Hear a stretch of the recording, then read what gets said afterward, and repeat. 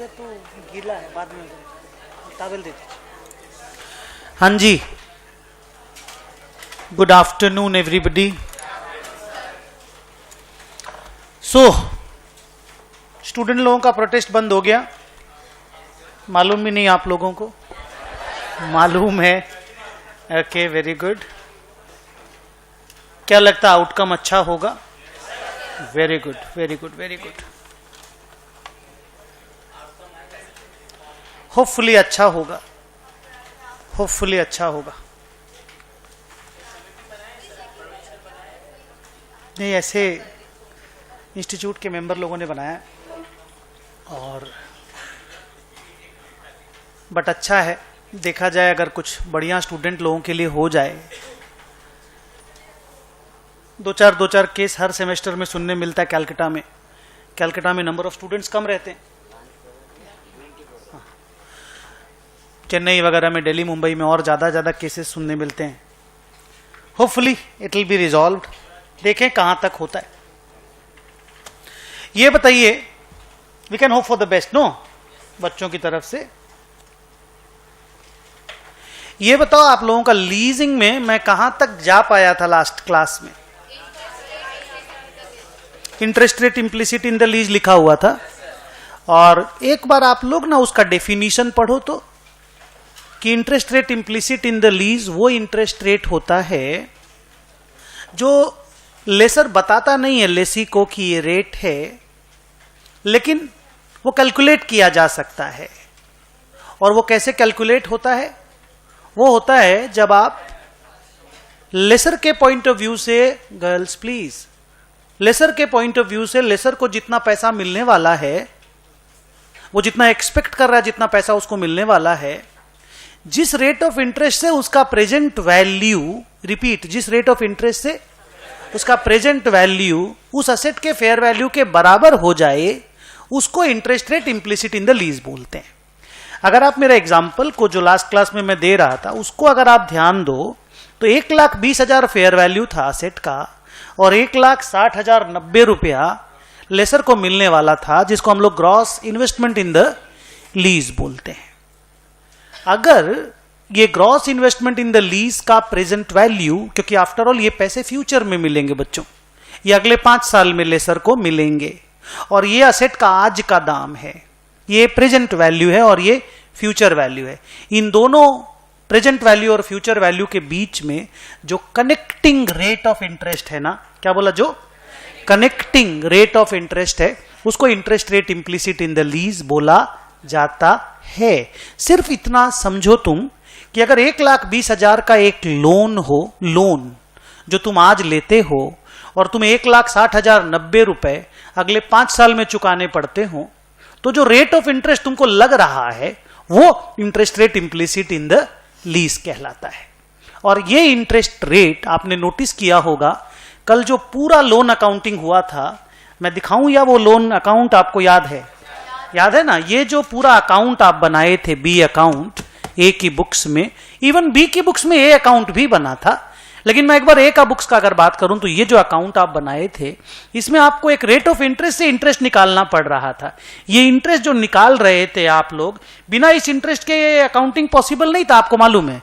ये लेजर आप कंप्लीट नहीं कर पाते, आप AS19 अप्लाई नहीं कर पाते, तो आपको उसके लिए एक इंटरेस्ट रेट कैलकुलेट करना ही पड़ेगा।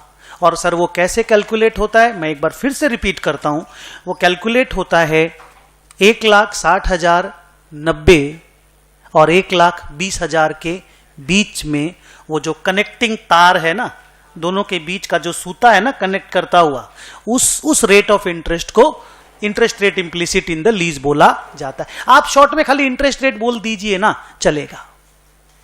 अब थोड़ी देर आप लोग ना 1,60,090 और 153,090 के वर्ड्स पे ध्यान दो, वर्ड्स पे, अमाउंट पे नहीं, वर्ड्स पे।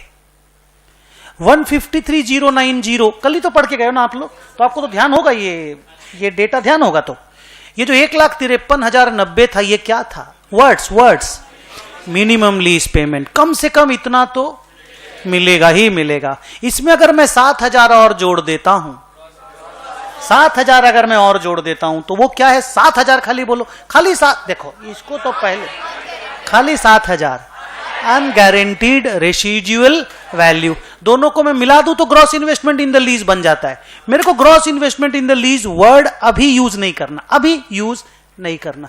मैं क्या बोलता हूं उस पर ध्यान दो।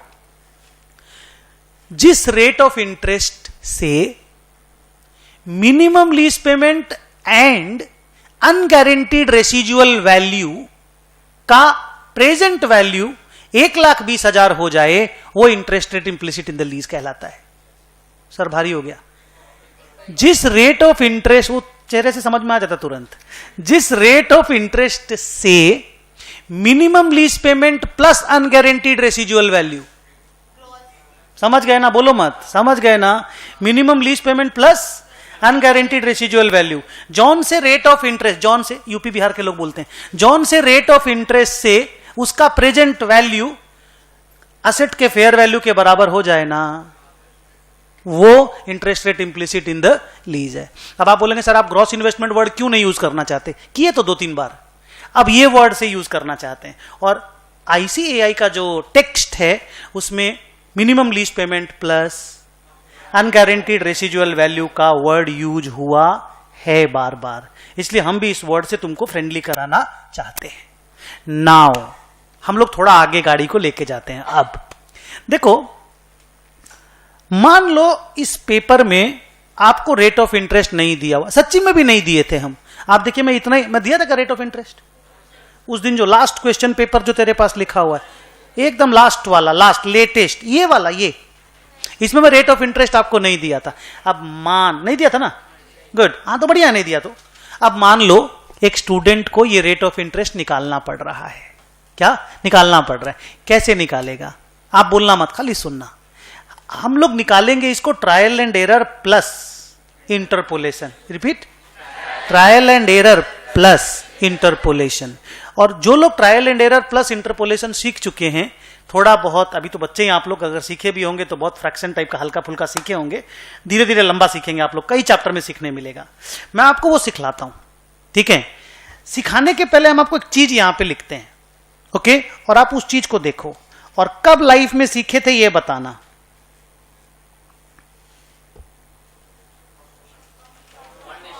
क्या है ये? कंपाउंड इंटरेस्ट है ना, कंपाउंड इंटरेस्ट या कंपाउंडिंग का फॉर्मूला है। क्या बोलो फिर से? कंपाउंडिंग का फॉर्मूला है। किसको, किस रेट से, कितने साल तक कंपाउंडिंग करने से क्या आता है? 4 वर्ड बोल पाओगे तो हम मानेंगे कि तुम फाउंडेशन ठीक से पास किए हो। किसको, यहां पे नाम बोलना है, अमाउंट नहीं।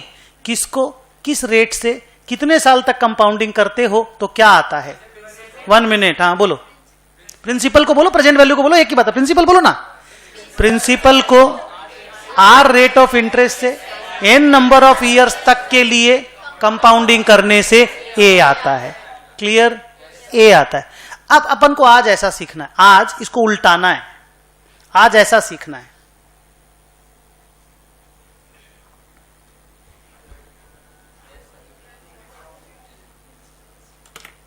चलेगा ये?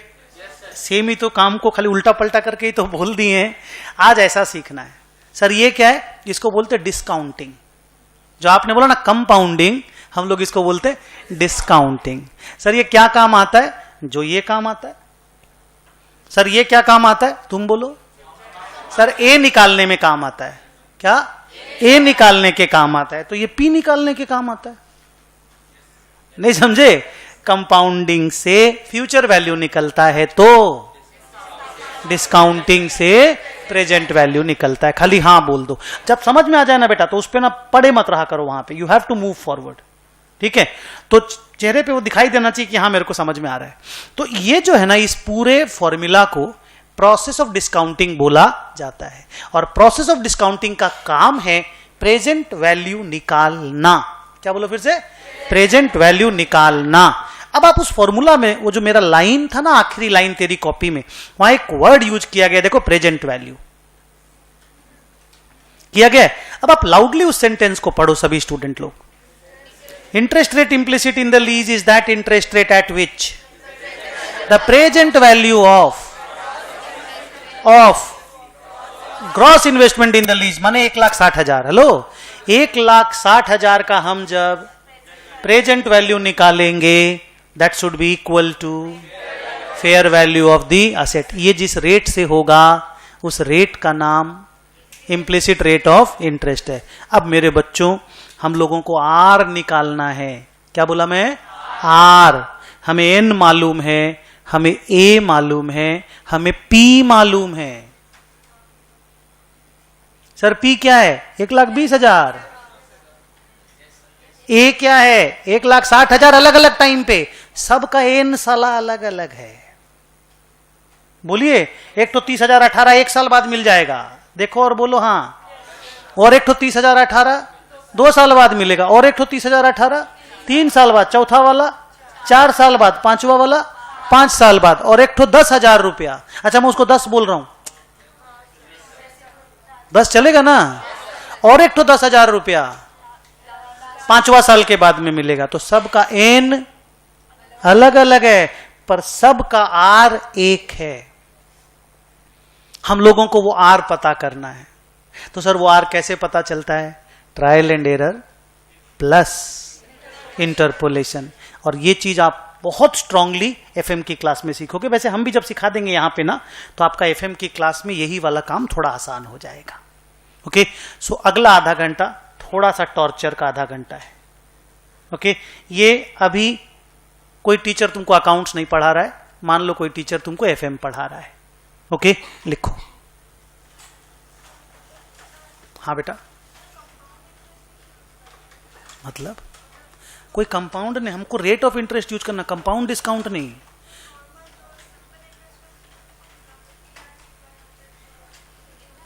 नहीं तो आप किसी को लोन देंगे तो इंटरेस्ट के ऊपर इंटरेस्ट नहीं लेंगे क्या? वो पैसा देगा तब तो, अगर वो इंटरेस्ट का पैसा देते तब ना सिंपल इंटरेस्ट।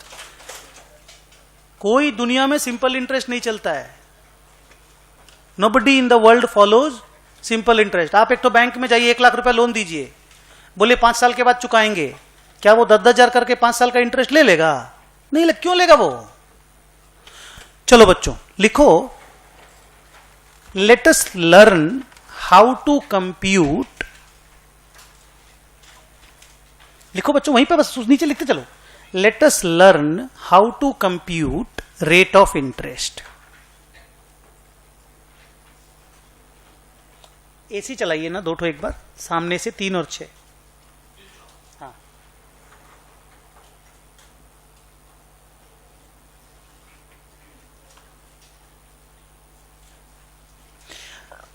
नीचे लिखो, let the first trial be 10%।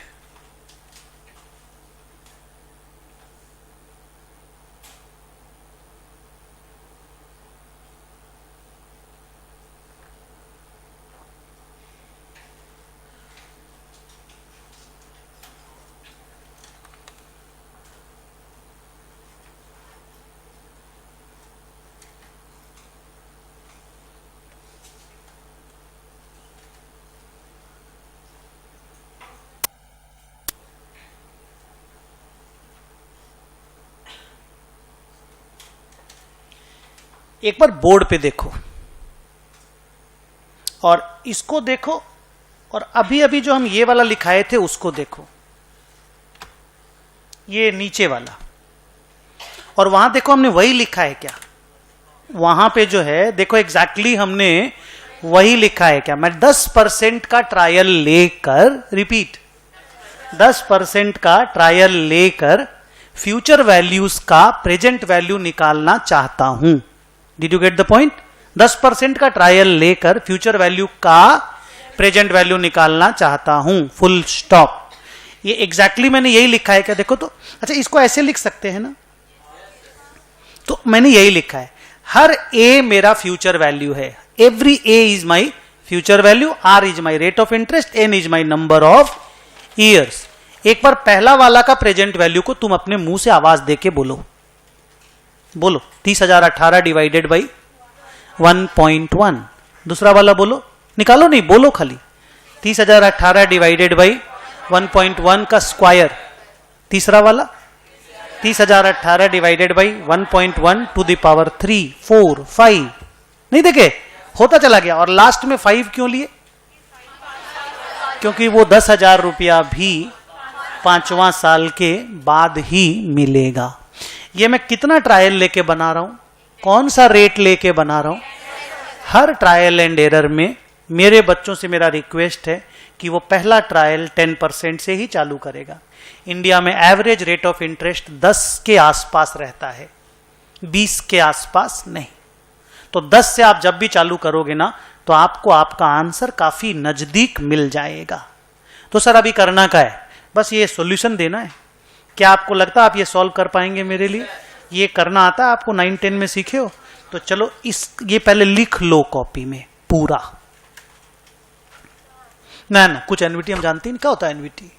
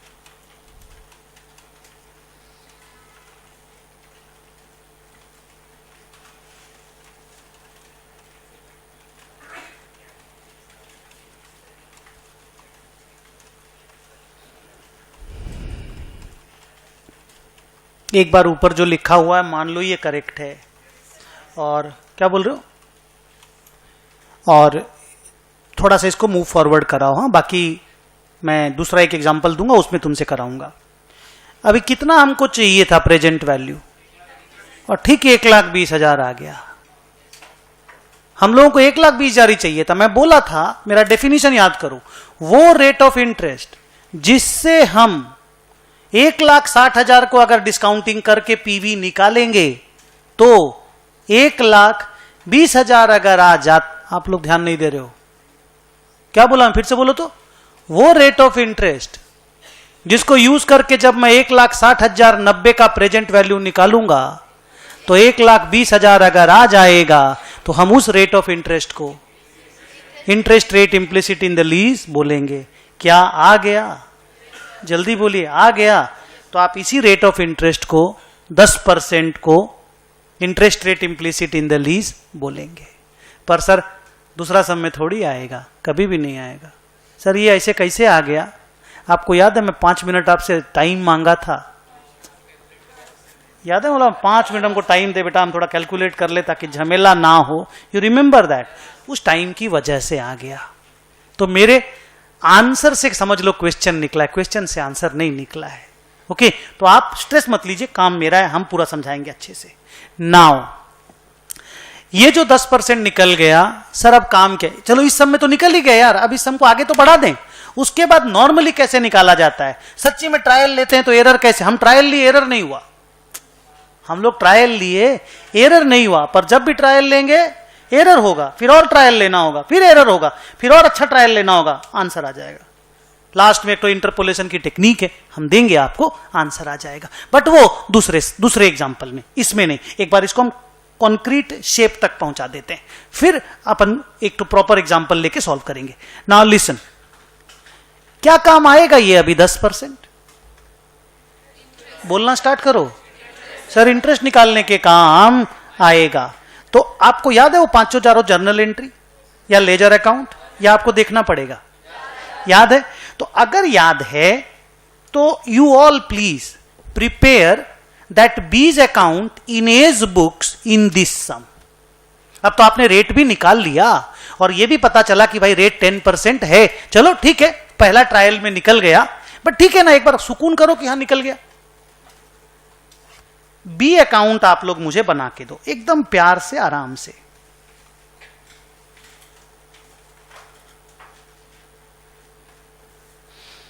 To sales,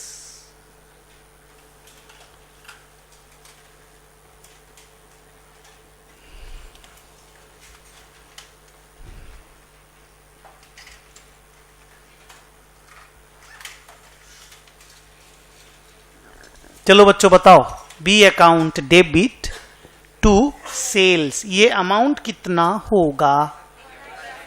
very good, सब रेडी हो गए? स्टार्ट करें।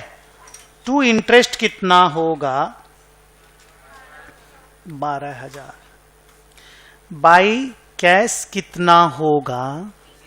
मेहनत करो बेटा, मेहनत करो, लीजिंग अच्छा लगेगा आपको। कल से अच्छा ही लग रहा होगा लीजिंग, लास्ट क्लास भी अच्छा लगा होगा। You must have felt good about the class, yes और नो? या सेगमेंट रिपोर्टिंग अच्छा था?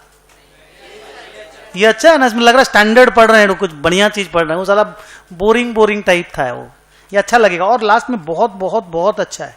आज हो सकता नहीं भी हो। हाँ, ये नया आ गया है अभी, मतलब सीए फाइनल के लिए इंड एस रिवाइज हो गया अभी नया, 116 नंबर आया है, और वो एप्लीकेबल अभी हुआ नहीं एग्जाम में बच्चों के लिए।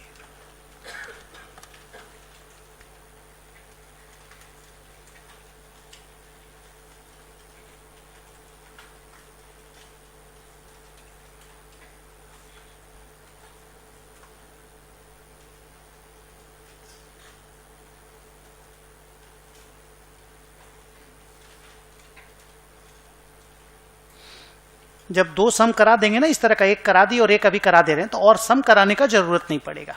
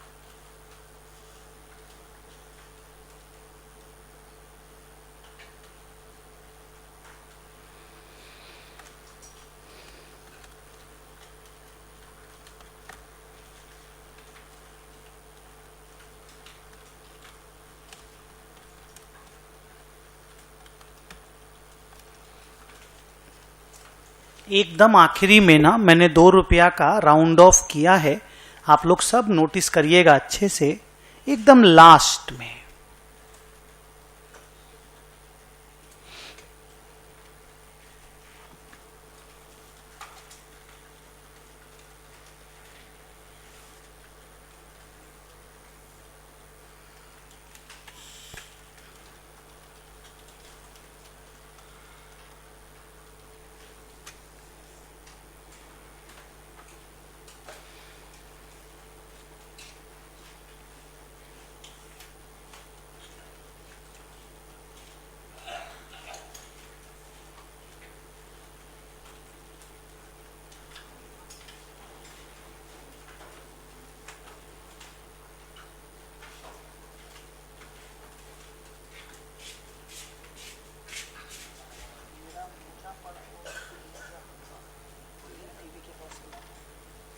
क्या बच्चों लास्ट का 10,000 रुपया आ गया? आप लोग ये बीच बीच में जो टोटलिंग करने का टाइम वेस्ट कर रहे हो ना, उसको बचाओ मेरे बच्चों। क्लास में हर बार 5 बार टोटल करोगे, 10 बार टोटल करोगे, टाइम बहुत लगता है। उस टाइम को सेव करो। देखिए ना, मैं से 2 लाइन टान देता हूं, उसको यूज करना सीखो।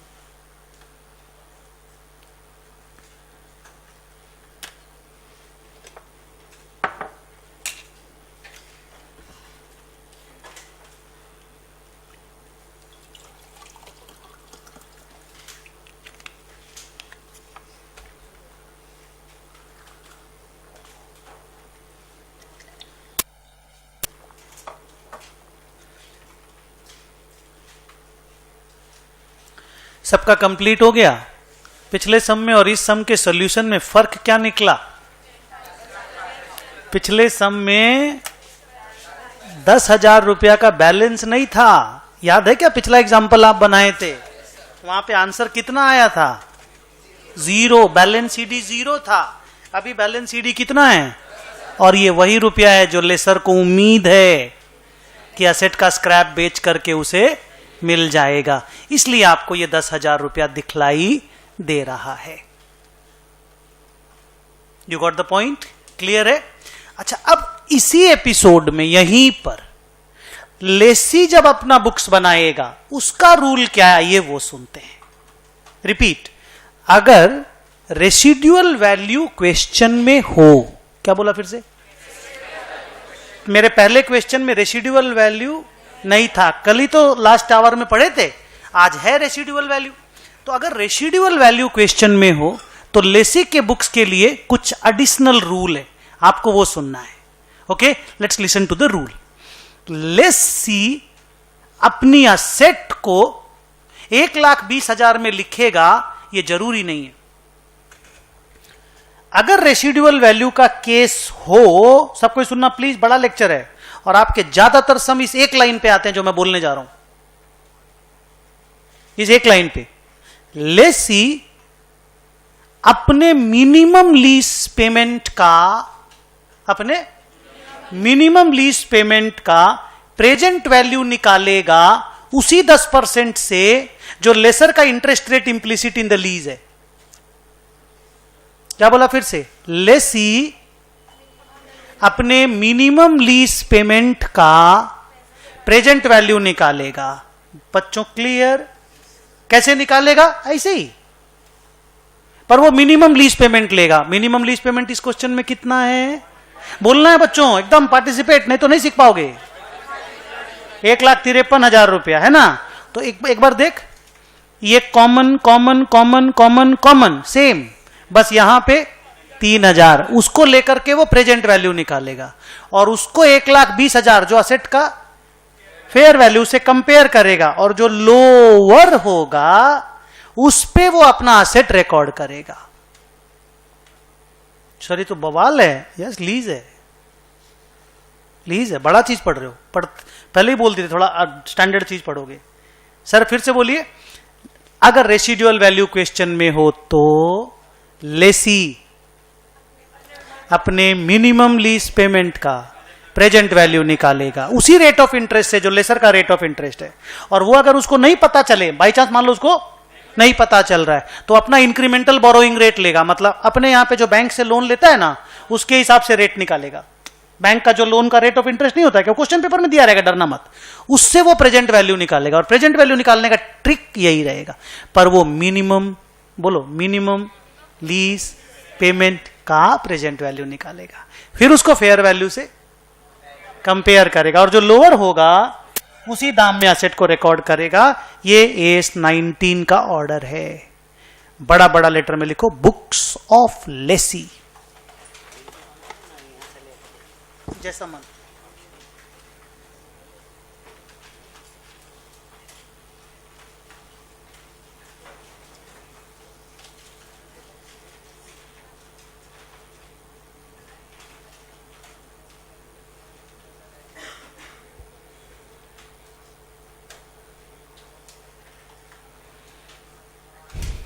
Present value of minimum lease payment,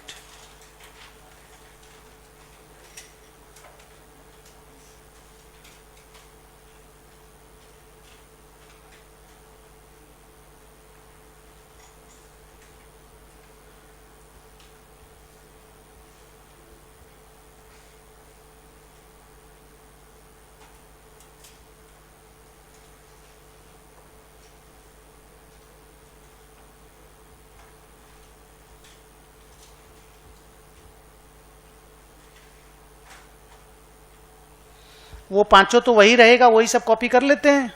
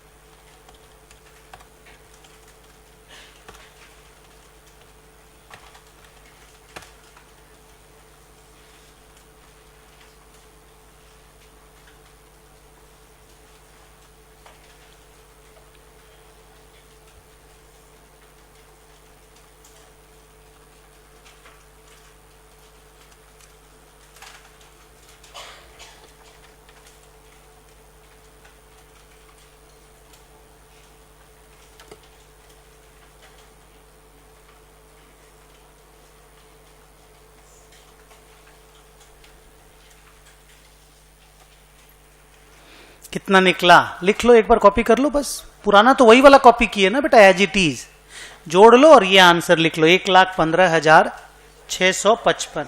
और fair value of the asset कितना है, 1,20,000। तो आज का लेसन क्या है, बड़ा लेसन, बोलो बड़ा लेसन क्या है, लेसी दोनों में जो लोअर है, यानी 1,15,655, इतना रुपया में अपना असेट रिकॉर्ड करेगा। डिड यू अंडरस्टैंड, पहले बोलो डिड यू अंडरस्टैंड। ये नया रूल, नया क्या बोले, एडिशनल रूल। अगर रेसिजुअल वैल्यू रहता है तो ये लफड़ा होता है, रेसिजुअल वैल्यू नहीं रहता है तो ये लफड़ा नहीं होता है। क्लियर, लिखो। Now let us C, now let us see A's account in B's books.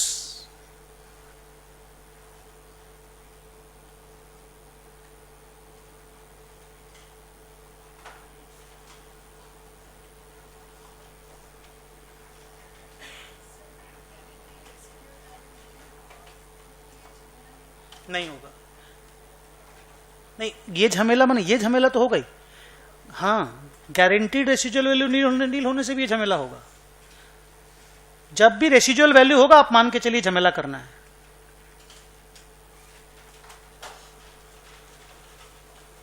एक 1,15,655।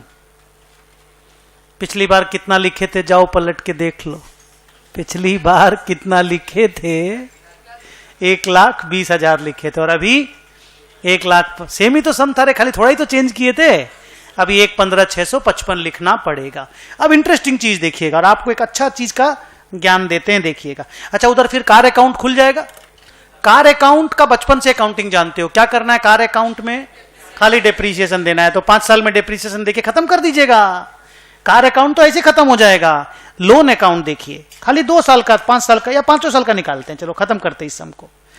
By interest 11,566।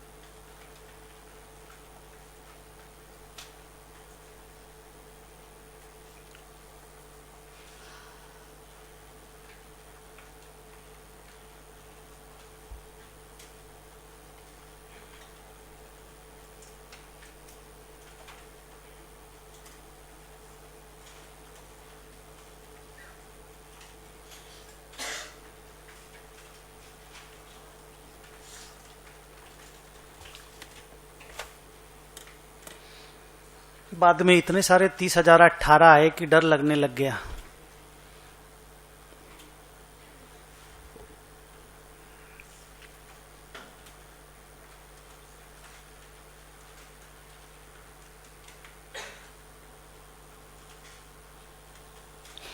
लास्ट में ना 3,002 रुपया का इंटरेस्ट आ रहा था, तो उसको 3,000 इंटरेस्ट करना पड़ा, नहीं तो फिर लास्ट में यहां 3,002 बच जाएगा।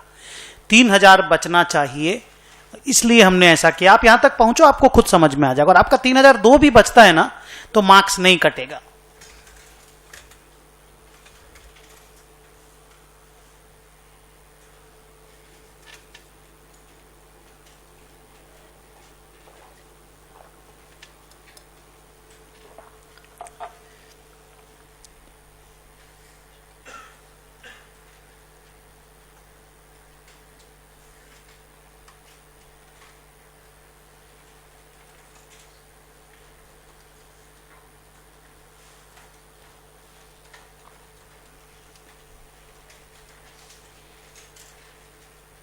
हो गया बच्चों, कंक्लूड करो। हो गया, सबका पहुंच गया यहां तक। अब हमको बताओ, वो अपना बुक्स बना रहा था 10,000 आ रहा था, ये अपना बुक्स बनाया तो 3,000 आया। लॉजिक बनता है कि लॉजिक फेल होता है? क्यों बनता है लॉजिक? क्योंकि ये अपना लायबिलिटी अपने बुक्स में दिखाना चाहता है कि भाई वर्स्ट केस में मेरे को 3,000 देना पड़ेगा। तो इसका लाइबिलिटी लास्ट में भी देखिए 3000 है, टू बैलेंस सीडी, इधर बाई बैलेंस बीडी मारोगे तो 3000 है। तो ये इसका 3000 आ रहा है, पर उसका 10,000 आ रहा है, क्योंकि उसको ये उम्मीद है कि उसको 10,000 मिलेगा। और अगर आपने नोटिस किया होगा तो वो जितना इंटरेस्ट इनकम लिख रहा है ए, बी उतना इंटरेस्ट एक्सपेंस हर साल नहीं लिख रहा है। हर साल दोनों का इंटरेस्ट इनकम और इंटरेस्ट एक्सपेंस का अमाउंट डिफर कर रहा है इस केस में, और ऐसा रेसिडुअल वैल्यू के केसेस में ही होता है। और होता है, होगा ही, नॉर्मल है। आपको नया लग रहा है बट यही होता है। नाउ कंक्लूडिंग रिमार्क्स अभी तक की पढ़ाई का, अगर रेसिडुअल वैल्यू हो सम में और गारंटीड अनगारंटीड सब हो, माने एकदम आखिरी वाला सम हो, बड़ा वाला सम हो, कैसे मूव किया जाएगा समझ में आया? जल्दी से यस और नो बोलो। एक बार इस डेटा को देखो, हाँ, और इसको हम लोगों ने आज कैसे मैनेज किया देखो। ये क्या था? एक एक करके बोलते जाओ, ये क्या था?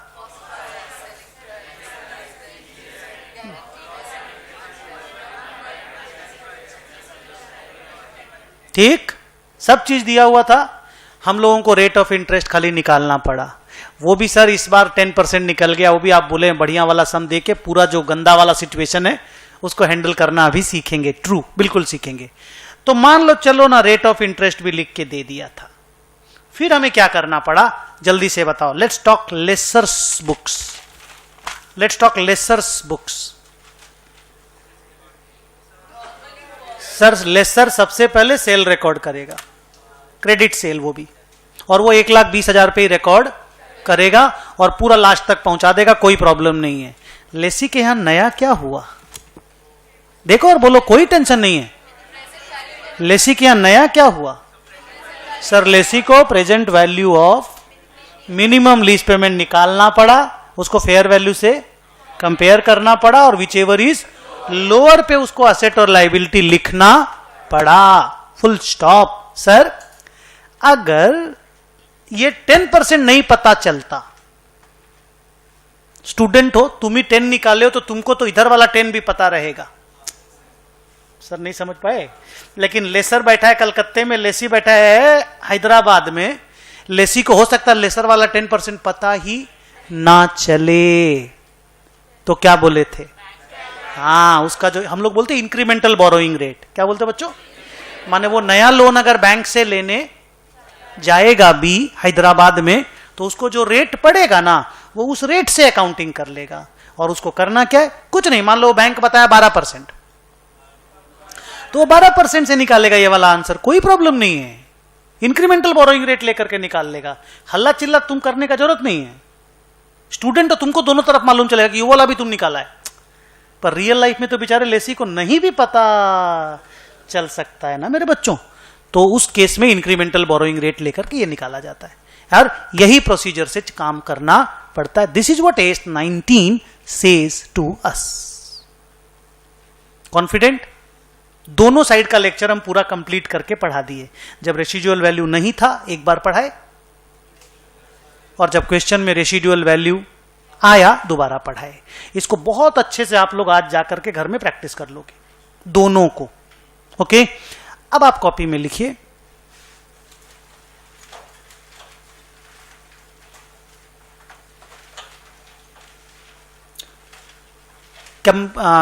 Calculation of rate of interest.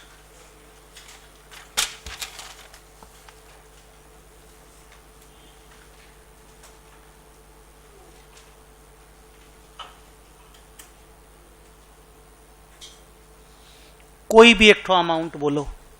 अच्छा, अब ना गंदा सा आंसर निकालना है ना, 10 निकालना नहीं है। तो आपका जो मन आया आप बोलो। 1,10,000। लीज रेंट 3 साल का, या 5 साल तक नहीं जाते, थोड़ा शॉर्ट कर देते हैं। मेहनत तो उतना ही लगना है जी। 3 में मेरा अपना मेहनत आज थोड़ा कम लग जाएगा, बाकी प्रोसेस तो सीख ही जाएंगे। लीज रेंट बोलो। Any amount, any amount. 1,10,000 के असेट में 1,20,000 का भाड़ा देंगे, खरीद नहीं लेंगे। Any amount means reasonable amount. मैंने बोला तुम्हारी एज बता, कुछ भी बोल दो। बोला 445 साल।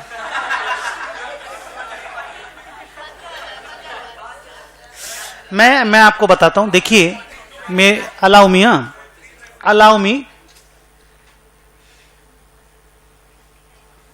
गंदा सा 39,280।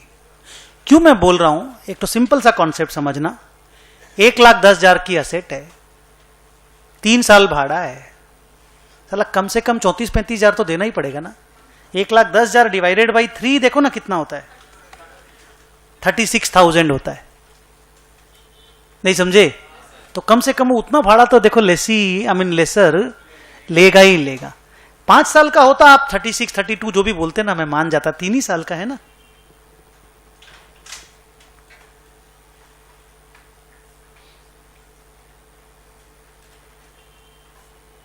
दोनों में कुछ ना कुछ अमाउंट जरूर दो प्लीज।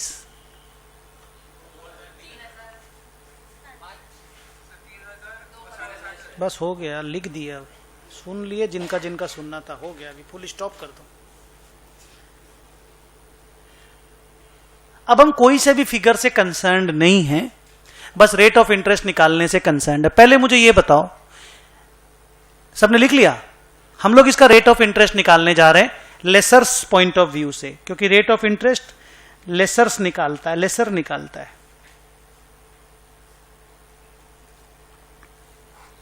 रेडी? कितने पैसे मिल रहे हैं सामने वाले को? मिल रहे हैं, नहीं मिल रहे हैं। लेसर, तुम लोग सब लेसर बन जाओ। हम लोग को कितना पैसा मिल रहा है 3 साल में? सर 39,280 मिल रहा है 3 बार। और लास्ट में कितने रुपए मिलने की उम्मीद है? 3 नहीं, 3 तो मिनिमम है। कितना मिलने का उम्मीद है? 8,000। 3 नहीं बोलने का है, लेसर 8 बोलेगा, है ना। 8 मिलने की उम्मीद है। तो कुल मिलाकर के वो कितना हुआ? 39,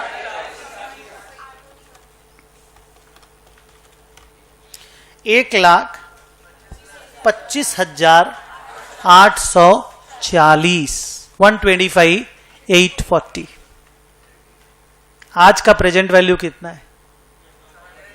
1,10,000। बच्चों 1,10,000 रुपया हम लगाएं और अगले, प्लीज ध्यान, और अगले 3 साल में हमें 1,25,840 मिले। कुछ इंटरेस्ट कमाई हो रहा है, खाली हाँ या ना में जवाब है।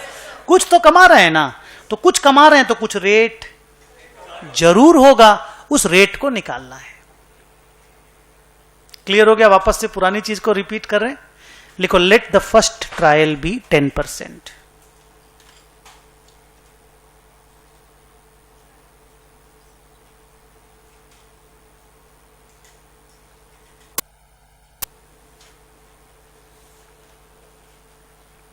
आप हमको बताओ कैसे लिखना है, यू सजेस्ट।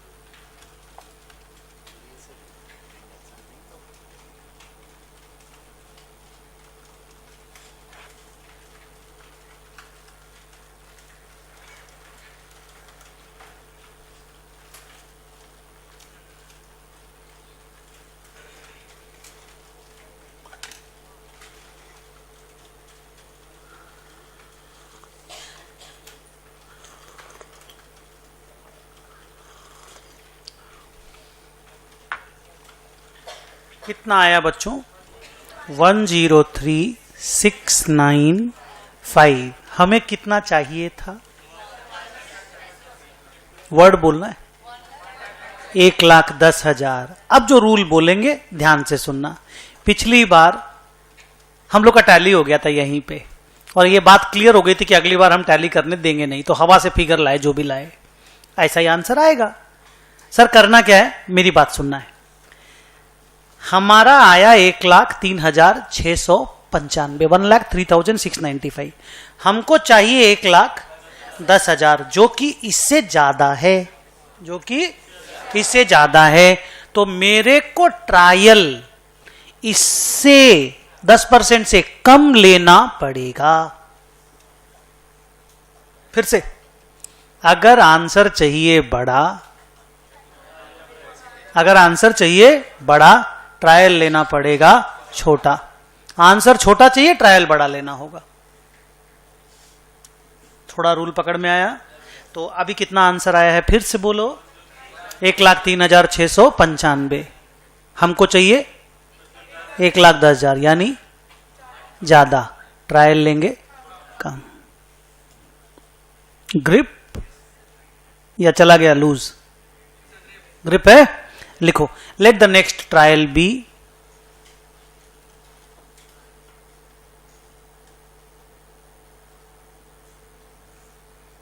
8%।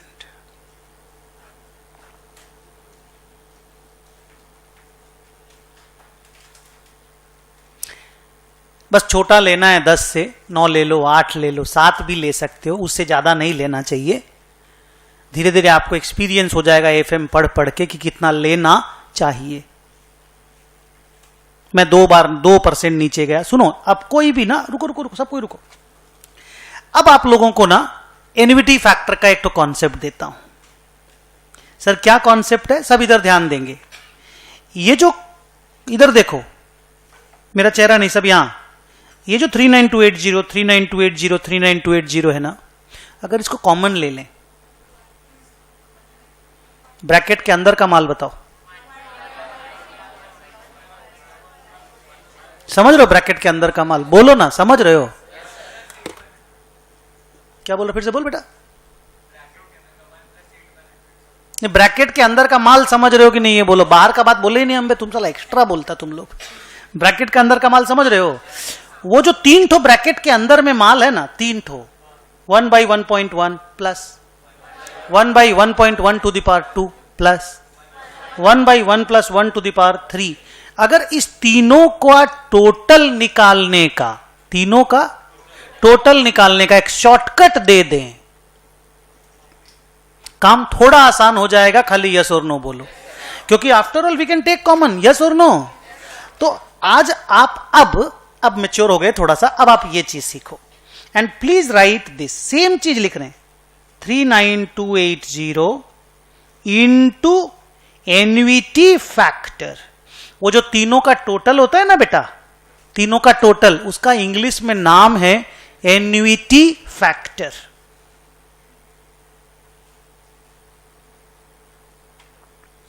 और प्लस, आगे बोलना है, प्लस 8,000। इसको भी सुन लो। अरे ठीक है, वही डिवाइडेड बाय, सुन तो लो ना, नया चीज अब सिखा रहे हैं। हाँ, अब पुराना चीज को थोड़ा साइड रखो, सेम चीज doing with a new way, into discounting factor. ये जो आप बोलो ना 1/1 पॉइंट, सब इधर देखो, लिख लो डिस्काउंटिंग फैक्टर, फिर इधर देखो, वर्ड मिस मत करना। ये जो 1/1.1 टू द पावर 3 है ना, इसका अगर एक फिगर निकाल दें और उसको बोले 8,000 से इंटू करो, डिवाइड नहीं, इंटू, माने क्या बोलो तो 8,000 इंटू, बोलो बोलो बोलो, 1/1.1 टू द पावर 3 बोल सकते हैं। तो 1/1.1 टू द पावर 3 का अगर एक शॉर्टकट दे दें और उससे इंटू करवाने बोल दें, काम हो जाएगा। प्लीज बोलो हाँ, क्योंकि मैं छोटे बच्चों को नहीं पढ़ा रहा हूं। प्लीज, 19 साल उम्र है तुम्हारी, 19 है ना। इंटू डिस्काउंटिंग फैक्टर नाम है इसका, ठीक है। आप अपना कैलकुलेटर उठाओ, बोलो मेरे को फेंक के मारो, 1.0 08 टाइप करो कैलकुलेटर पे। क्या टाइप किए बच्चों? 1.08।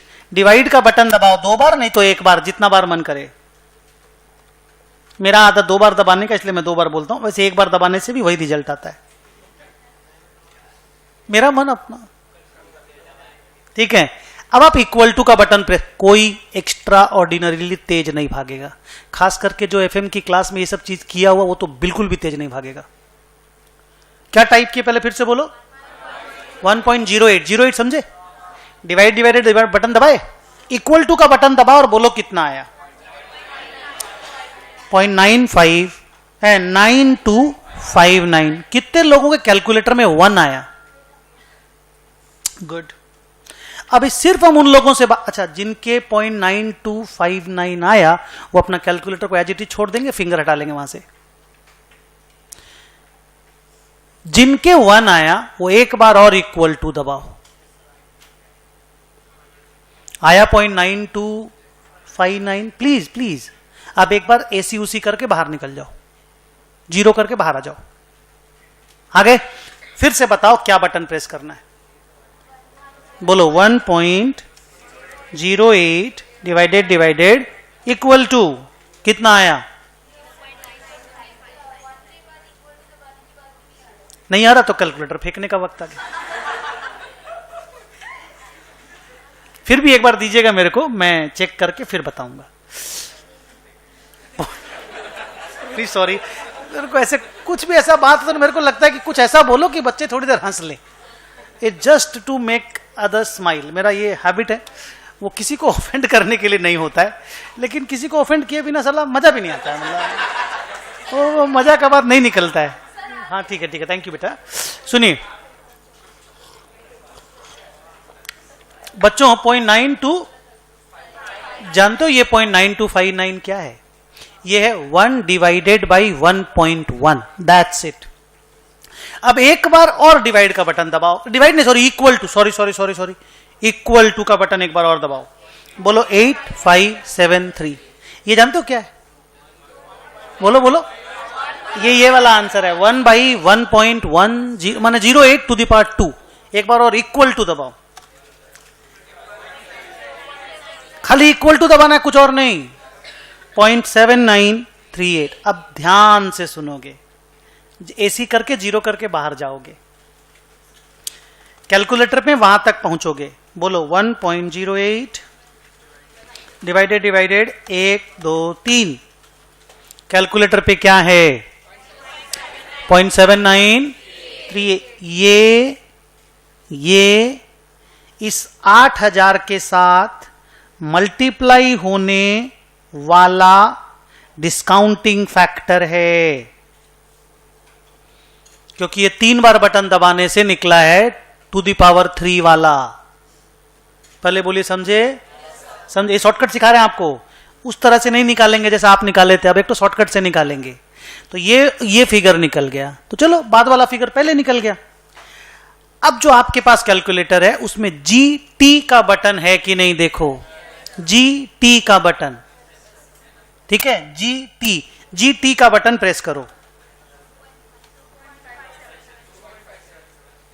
2.5771 1 भी लिखो। हाँ 1 उधर देख के 1। हाँ बस बता रहे, जिसका 3.5771 आया उसका बात कर रहे हैं। वो कुछ नहीं करेगा, अपना कैलकुलेटर को वैसे ही छोड़ेगा, मेरी आवाज का वेट करेगा। जिसका 2.5771 आया, जानते हो वो क्या आया?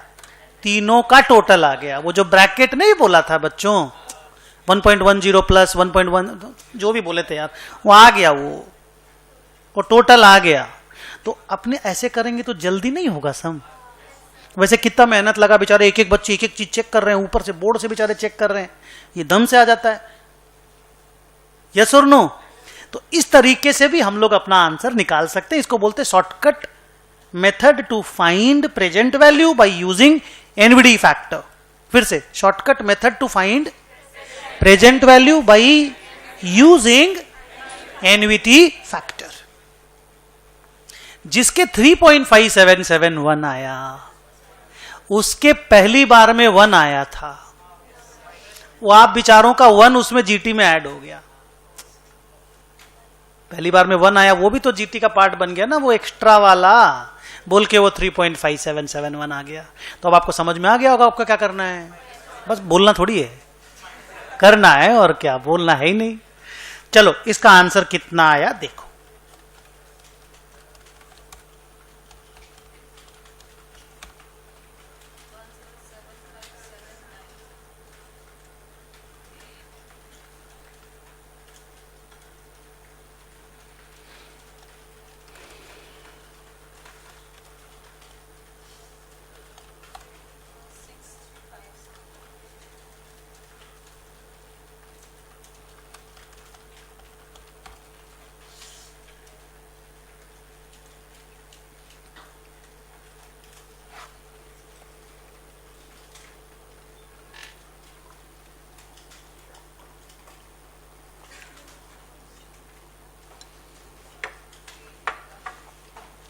ये चलेगा? नहीं, एनवीटी फैक्टर चले, ये तो बोला नहीं चलेगा। बोला इतना मेहनत करके पढ़ा है, बोला नहीं चलेगा।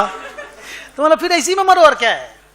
अगर ये नहीं चलेगा तो इसको लेके मरो, अब करें क्या। मैं ये बोला था, ये चलेगा, शॉर्टकट है ना। तो ये एनवीटी फैक्टर की बात है। वो बच्चा जब मैं क्लास ले रहा था कल, तो बोला एनवीटी ठीक ना। क्लास आया तो आते ही पहले ये बच्ची बोली एनवीटी। मैं बोला जानते ही नहीं हम एनवीटी क्या होता है। बेचारे बच्चों कंफर्टेबल तो होने दो, आप लोग जानते हैं एनवीटी, बहुत सारे बच्चे बेचारे नहीं जानते उस कॉन्सेप्ट को। जो नहीं जानते उनको कंफर्ट लाना जरूरी पड़ता है। अच्छा अब इधर देखो, अब ना वो काम, वो वर्ड, वो सेंटेंसेस आप बोलो जो 15 मिनट पहले मैं बोला था। सर आप क्या बोले थे, देखो यहां से बोलो, यहां से ऐसे बोलो। रुको ये बच्चा बोल रहा है, बोल। हाँ देखो तो वो क्या बोल रहा है, रेट और कम लेना है। आप अग्री करो या डिसअग्री करो, आपका हक है। मैं बताऊंगा मैं क्या कर रहा हूं।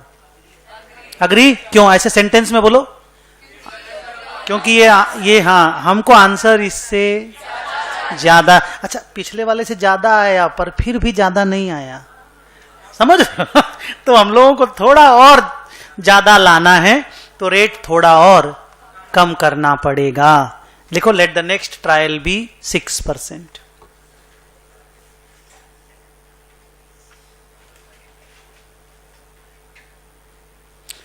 अच्छा सभी स्टूडेंट लोगों को इस बार इस तरीके से निकालना आ जाएगा, इस तरीके से।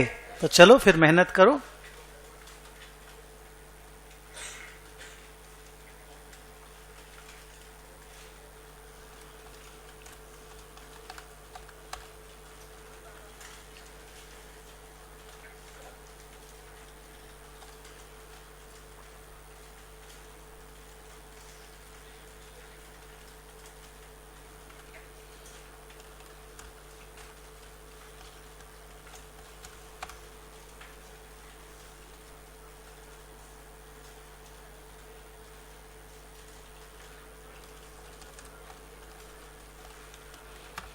दुर्गा पूजा आ गई बंगाल में। कितने स्टूडेंट है बंगाली क्लास में? How many Bengalis are there? Okay, festival mood हो गया क्या आप लोगों का? गुड। आज महालया है। हाँ, मैं जिस बिल्डिंग में रहता हूं 70 फैमिलीज हैं उसमें। 70 फैमिलीज मतलब 70 ऑक्यूपेंट्स हैं उसमें। 3 are Marwari, 67 are Bengalis.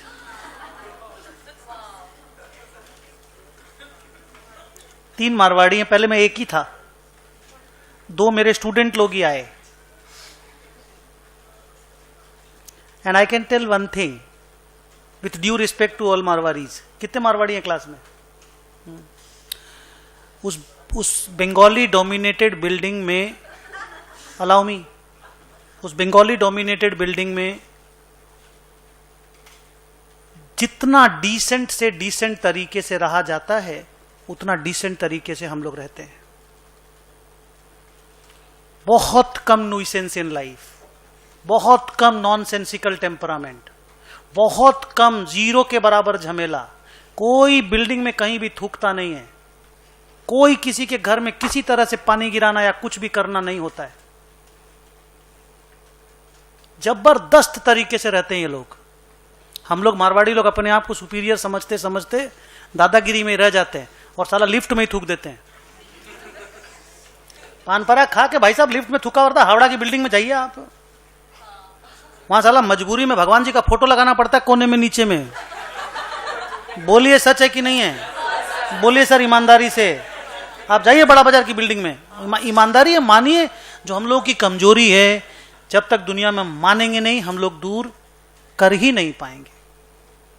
Acceptance is the first thing to do to rectify any big problem. Accept करना पड़ेगा। जगह जगह पे बोलिए, नीचे में जहां पे थूकने का जगह रहता है वहां पे मूर्ति लगा, वो लगा हुआ रहता, फोटो टाइप कटो कि ताकि थूके ना आदमी भगवान पे थूकेगा ऐसा फील हो जाएगा उसको। क्यों लगाया हुआ रहता है? जाइए कोई भी बड़ा बाजार का बिल्डिंग में, कोई भी हावड़ा की बिल्डिंग में जाइए, जो मारवाड़ी डोमिनेटेड है, सबको पान पराग खाना है। मानिए सर ये हम लोगों का कमजोरी है। हमारे यहां पे मैंने कभी देखा ही नहीं, मेरे को तो फर्स्ट डे से मैं 2007 से, कोई स्पिट करता है रोड में, उस पूरे 70 लोगों की 70 फैमिलीज में कोई स्पिट करता है वहां बिल्डिंग के अंदर, मैंने नहीं देखा। पूरी बिल्डिंग के अंदर कोई स्पिट नहीं करता, अपने घर में करे, आप समझ रहे हो, बाहर में कोई स्पिट करे मैंने देखा ही नहीं। आप सोचिए, हम लोगों के लिए लेसन है, मारवाड़ी लोगों के लिए। Don't take it otherwise. हाँ बेटा, मैं भी मारवाड़ी हूं। मेरे को हजारों लोग कई बार बोलते हैं, बोला इतना पैसा आप क्यों वहां रहते हैं, कहीं दूसरी जगह चले जाइए, सॉल्ट लेक में बंगलो ले लीजिए, ये कर लीजिए, वो कर लीजिए। हम बोले हम जाएंगे नहीं यहां छोड़ के। इतना कंफर्टेबल लाइफ है कि आप इमेजिन नहीं कर सकते। कोई पड़ोसी को किसी से कोई झमेला करने का कोई चांस ही नहीं है। ये लोग झमेला नहीं करते। पीसफुल जीना हो, बंगाली डोमिनेटेड बिल्डिंग में चले जाओ।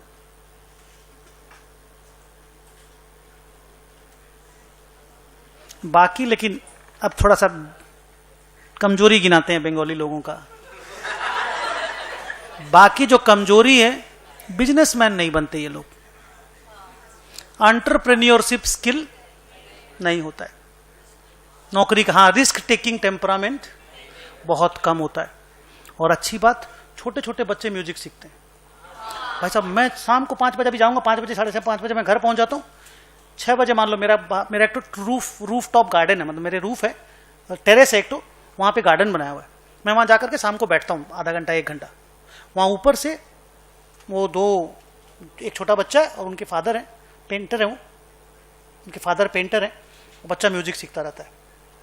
गुलाम अलिया गजल गा रहे थे, हम बोले क्या गा रहे हैं सर? बोला गुलाम अलिया गजल का प्रैक्टिस कर रहे हैं। हम बोले अच्छा ही गा रहे हैं? बोला हाँ। चलिए कितना आया बोलो? 1 1 1 1 1 7 1। Very good. 2 है तो मेरा, ठीक है। 2 3 में मारपीट, कुछ नहीं बिगड़ेगा, नहीं आंसर में 40 लिख दो, कुछ नहीं बिगड़ेगा। 1 1 1 7 1 2। अब अगेन एक तो कमेंट ऑफर करो और फिर मैं बताऊंगा क्या करना है। सर ये ज्यादा आ गया, हमको इससे कम आंसर चाहिए, तो रेट इससे ज्यादा लेना होगा। तो ज्यादा वाला तो ले चुके हैं ना, ना ना ना ना, कुछ नहीं करना है, कुछ नहीं। ज्यादा वाला लिया हुआ ना, 8 भी तो ज्यादा वाला ही। अरे बाबा, उसमें 7 ही बोलना जरूरी थोड़ी है। 8 ज्यादा वाला है कि नहीं? ओके सर, तो आप फिर बोलो। अब यहां से चार्ज मैं लेता हूं, अब तुम चुप हो जाओ। ज्यादा वाला हम लोग का लिया हुआ है, कम वाला भी हम लोग का लिया हुआ है। एक सब कोई एकदम ध्यान से इधर, एक आंसर, हाथ का मूवमेंट देखते रहना। एक आंसर 1,10,000 से बड़ा और एक आंसर 1,10,000 से छोटा जब आपको मिल जाता है तो इंटरपोलेशन करने का वक्त आ जाता है। ट्रायल एंड एरर का वक्त खत्म, इंटरपोलेशन का वक्त start. Interpolation is a matter of 2 minutes, trial and error is a matter of 15 minutes. क्या बोला? ट्रायल एंड एरर में वक्त लगता है, इंटरपोलेशन फट से हो जाता है। आइए आपको इंटरपोलेशन सिखाते हैं। कोई कुछ भी लिखेगा नहीं, सिर्फ देखेगा, देख के ऑब्जर्व करके देखेगा, हाँ हाँ हाँ हो गया, नहीं सर नहीं हुआ, ठीक है, जो भी पोजीशन बनता है बोलोगे। ओके, अब हम इंटरपोलेशन कर रहे हैं। ट्रायल एंड एरर कब रुका रे? बोलना है, ट्रायल एंड एरर कब रुका?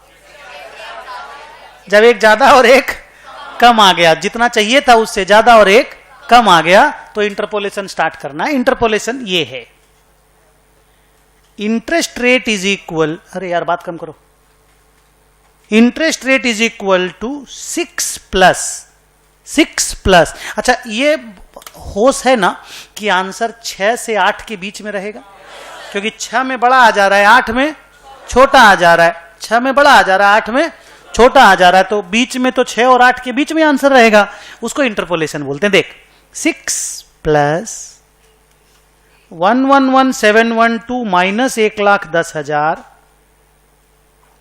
Divided by 111,712 minus 107,578 into 8 minus 6।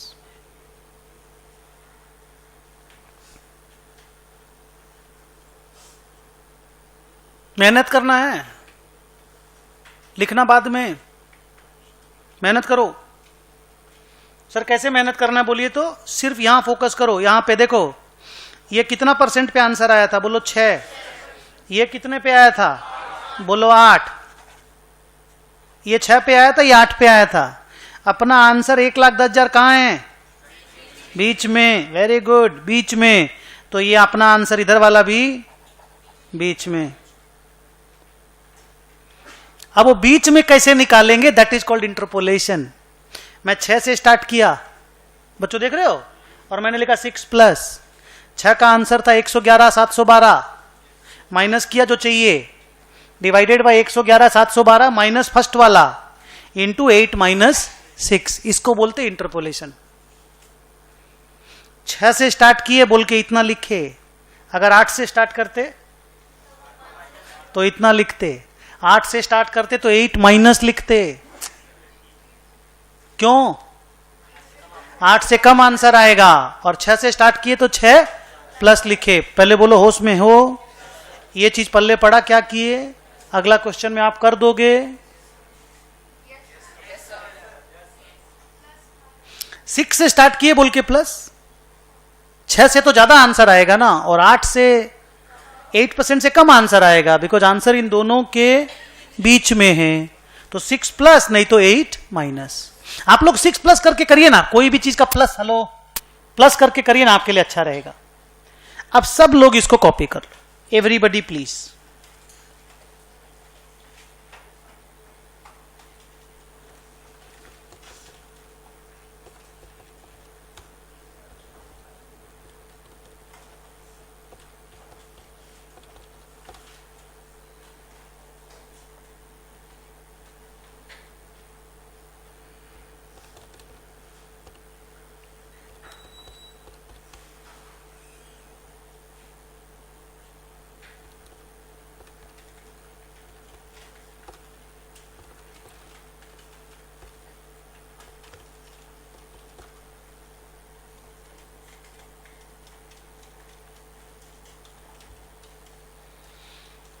The answer came 6.83%.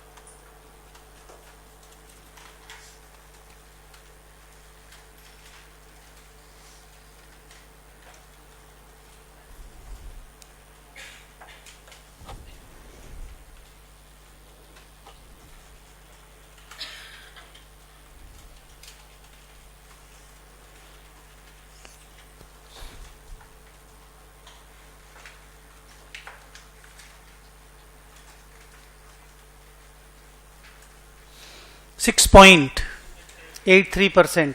अच्छा, अब आप मुझे ये बताइए, क्या आप ट्रायल एंड एरर करके, इंटरपोलेशन करके आंसर निकाल पाओगे? यस, पक्का। अच्छा, अब मुझे ये बताइए, बॉयज गर्ल्स सामने ध्यान दीजिए। हाँ, मान लीजिए यही सम है और 6.83 आ गया, ठीक है। अब इस सम का रिकॉर्डिंग कैसे स्टार्ट होगा बताओ? जर्नल एंट्री, लेसर का बुक्स में, लेसर इजी वाला। हाँ, बी बोलो ना, B B. B's account debit to sales, amount please 1,10,000। और एक लाइन भी बोलो, मैं पूछ रहा हूं, मान लो ए ने ये वाला सामान 1,06,000 में खरीदा होता और 1,10 में अगर बेचा तो 4,000 उसका ग्रॉस प्रॉफिट बनेगा। वो परचेज और सेल की एंट्री से अपने आप हो जाएगा, जो सबसे पहले सिखाए थे। तो वो कॉमन वाली बात होगी, अब पुरानी बात हो गई। अच्छा, उसके बाद इंटरेस्ट का अकाउंटिंग करोगे किस रेट से? 6.83 के रेट से। बस यही कार्यक्रम चालू हो जाएगा। जल्दी बोलो हाँ या ना। ये चलाते जाना, चलाते जाना, चलाते जाना, ठीक है। बाई कैश में 39280 लिखते जाना, लिखते जाना। 3 साल के बाद अपने आप 8,000 आ जाएगा। आप 8,000 लाना, आपका सम सॉल्व हो गया। क्या बोला? आप 8,000 लाना, आपका सम सॉल्व हो गया। लेसी की बुक्स में क्या करोगे? ये प्रैक्टिस हो रहा है। लेसी की बुक्स में क्या करोगे? पहले प्रेजेंट वैल्यू ऑफ, बोलना है, MLP, present value of MLP निकालेंगे। एक बार यहां देख के बता तो बेटा, एमएलपी क्या है? बोलो ना, अमाउंट में नहीं, ऐसे प्रोसेस में बोलो ना, प्रोसेस में बोलो। मैं बोला प्रोसेस में 39280 3 बार प्लस 3,000। थैंक यू, क्योंकि मिनिमम लीज पेमेंट है वो।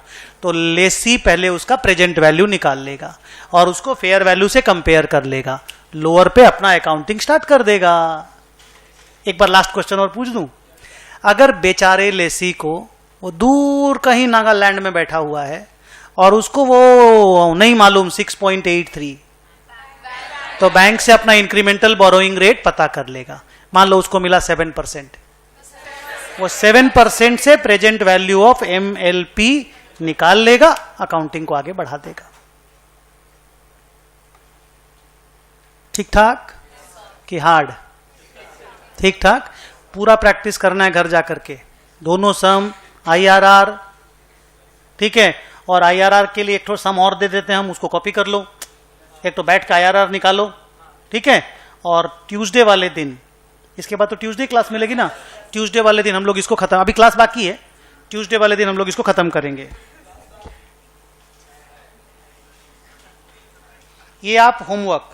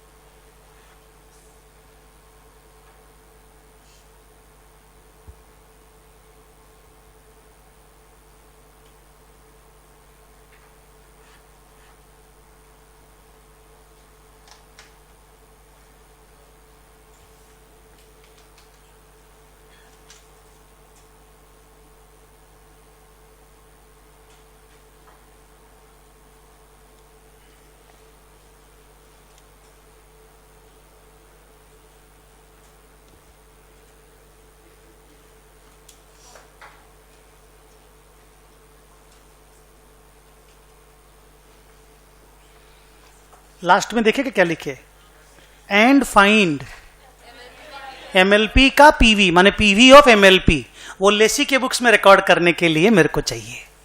तो आप ये दोनों काम करके होमवर्क में लेकर के आएंगे। ठीक ठाक, गुड। अब अपने बुक को निकालिए।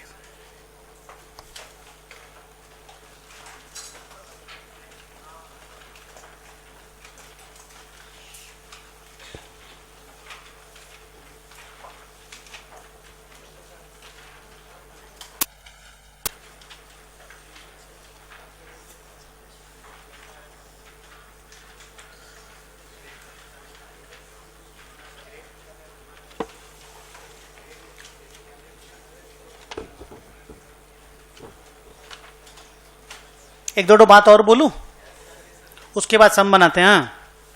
अच्छा, लास्ट क्लास में मैं एक चीज बोल रहा था और काफी देर तक आपको बोला, कैसे पता चलता है कि कोई लीज फिनांस लीज है? 1 सेकेंड ना, 1 सेकेंड बोल उसको, पीछे वाला, हाँ बंदा, हाँ हाँ, माने जब एग्रीमेंट पढ़ के आपको ऐसा फील हो जाए, एग्रीमेंट पढ़ना पड़ेगा, क्वेश्चन पेपर पढ़ना पड़ेगा कि लेसर सिर्फ इंटरेस्ट कमाने का चाहता है, उसको असेट में कोई मन नहीं है, तो वो फिनांस लीज कहलाता है। अच्छा, ये तो थोड़ा सा बतौलाबाजी वाला चीज भी हो गया ना, ये तो कोई कॉन्क्रीट चीज तो नहीं हुआ ना, ये तो माने जस्ट एक बातचीत का बातचीत हो गया, मतलब जस्ट टॉक वाला पॉइंट हो गया। तो इसको और स्ट्रॉन्ग कैसे किया जाए, इसमें कुछ और बातें हैं। मुझे याद है एक बच्ची यहां से पूछ रही थी, क्या सर इंटायर वर्किंग लाइफ के लिए लीज दे देने से ही फिनांस लीज होता है या कि कुछ और चक्कर भी होता है? मैं बोला था आपको बताएंगे हम, वक्त आएगा तो बताएंगे, अभी वो वक्त आया है, हम डिस्कस कर रहे हैं। अगर पूरे वर्किंग लाइफ के लिए असेट को लीज पे दे दिया जाए तो समझ जाना वो फिनांस लीज है, उसमें और कोई थॉट प्रोसेस बचता नहीं है। क्योंकि पूरी जिंदगी के लिए तुम अगर असेट को भाड़ा पे दे दोगे, इसका मतलब तुमको असेट में इंटरेस्ट नहीं है, क्लियर हो गया वो। फिर तुम देखना कि तुम ब्याज कमाने के लिए बैठा है, you are just there to earn interest, you are just putting your money, you want your money back together with the interest, that's it.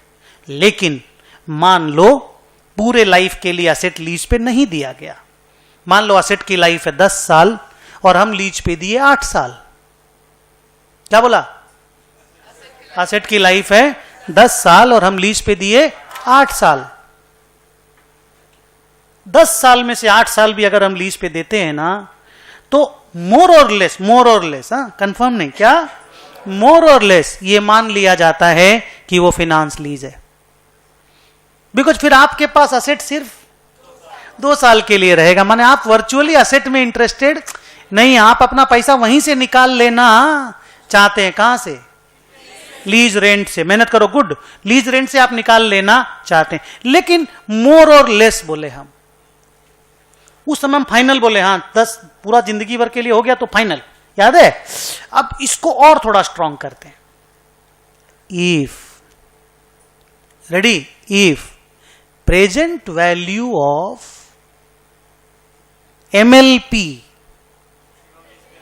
if present value of MLP is equal to or more than, is equal to or more than 90% of the fair value of the asset, it is finance lease. Sir भारी भारी बात हो गया, heavy, क्या बोले, फिर से बोलो। If present value of MLP is equal to और approximately equal to में इतना जिद्दी मत करना कि 89.5 आ गया, बोला नहीं 90 नहीं आया, वो आ गया, is equal to or more than 90% of the fair value of the asset, go and believe that it is finance lease। ये सबसे बड़ा मंत्र है, ताकत जिसको बोलते ना, फाइनल हो गया। कौन प्राइम मिनिस्टर बनेगा? आंसर इज उस पार्टी का लीडर बनेगा जिसके पास 272 से बेसी सीट आएगा, फाइनल मंत्रा। ये सुन नो, सेम सीन यहां पे, एक बार तुम बोल दो। If present value of MLP is equal to or more than 90% of the fair value of the asset, it is. भाई मेरे, जरा एक बार यहां देखिए क्या निकला हुआ, बोल, देखिए क्या निकला हुआ है, बोल, अमाउंट बोल, यही वाला अमाउंट, इस वाले अमाउंट का 90% से इक्वल टू या मोर हो जाए,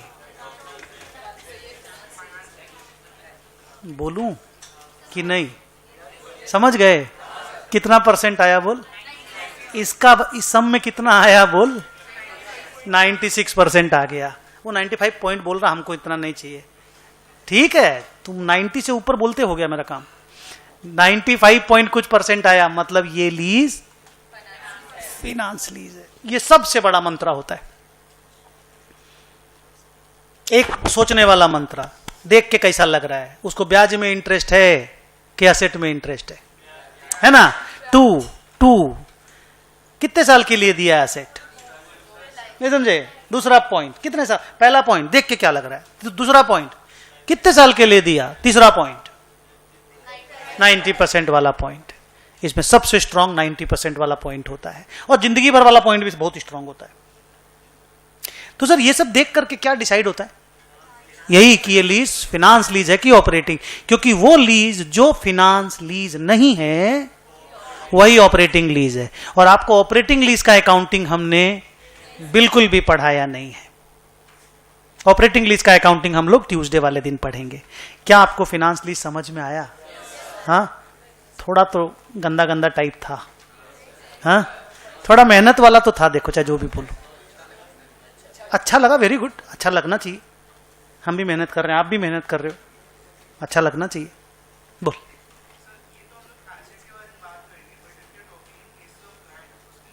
नहीं, लैंड का लीज ना इस एस में नहीं आता है, वो नॉर्मली ऑपरेटिंग लीज होता है, बिकॉज लैंड की लाइफ इनफाइनाइट होती है ना, तो वो जनरली ऑपरेटिंग लीज में ही रहता है। जानता हूं मैं, लैंड के लिए होता है वो, ऐसे ही है, 100 से नीचे होना चाहिए बस, वो दादागिरी है वो। नहीं वो कुछ है नहीं, वो चला आ रहा है ब्रिटिश के जमाने से, 99, 999। नहीं लैंड का लीज होता है, वो सब खाली लैंड के लिए होता है, लैंड का लीज इसमें कवर्ड नहीं है। पढ़ लिया आप लोग, माने समझ गए आप लोग, तो एक दो एग्जांपल करते हैं ना। Page number 68, question number 2।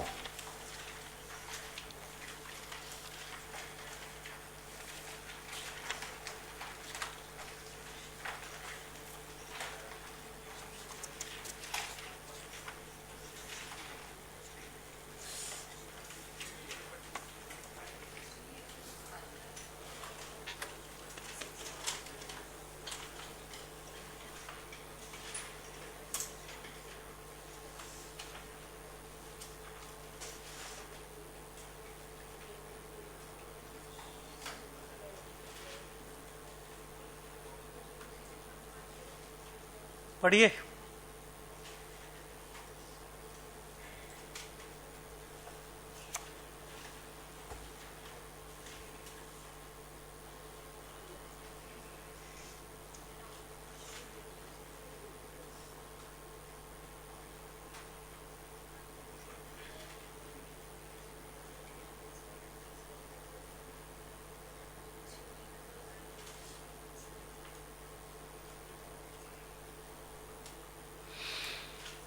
एनविटी factor और डिस्काउंटिंग फैक्टर दिया हुआ है, हाँ, तो आप लोगों को जीटी साटा करना नहीं पड़ेगा, वो करके दिया हुआ है। रेट ऑफ इंटरेस्ट भी दिया हुआ, तो आपको वो स्ट्रेस भी नहीं लेना है। आप एक चीज देखिए और बताइए क्या चीज वो लोग नहीं दिया है। वो नहीं है, अगर नहीं दिया है तो मेन एक तो बड़ा चीज नहीं दिया जिसके बेस पे पूरा सम खड़ा होगा। आप देखिए एक बार यहां पे देखिए ना, चलिए, हाँ लीज रेंट ही नहीं दिया हुआ है, नहीं समझे अभी भी? लीज रेंट निकालना है, और हम आपके सामने एक तो फिगर माने तो फोटो रखते हैं, आप उस फोटो में लीज रेंट कैसे निकलेगा उसका गेस कीजिए। आप लोग 6, 7, 8, 9, 10, 11, 12 वगैरह की क्लास में जो एलजेब्रा वगैरह बनाते थे ना, XYZ लेके, उसकी कहानी आप लोग करके दीजिए, हम मानेंगे तब जाकर के कि आप अच्छे स्टूडेंट हैं। एक बार इधर देखिए, इसको देखिए खाली थोड़ी देर, जस्ट सी इट। इसमें से क्या चीज दिया इसको देखना है। इसमें से पीवी दिया हुआ है क्या? डरना तो है ही नहीं, स्ट्रेस लेना है नहीं, मैं लूंगा।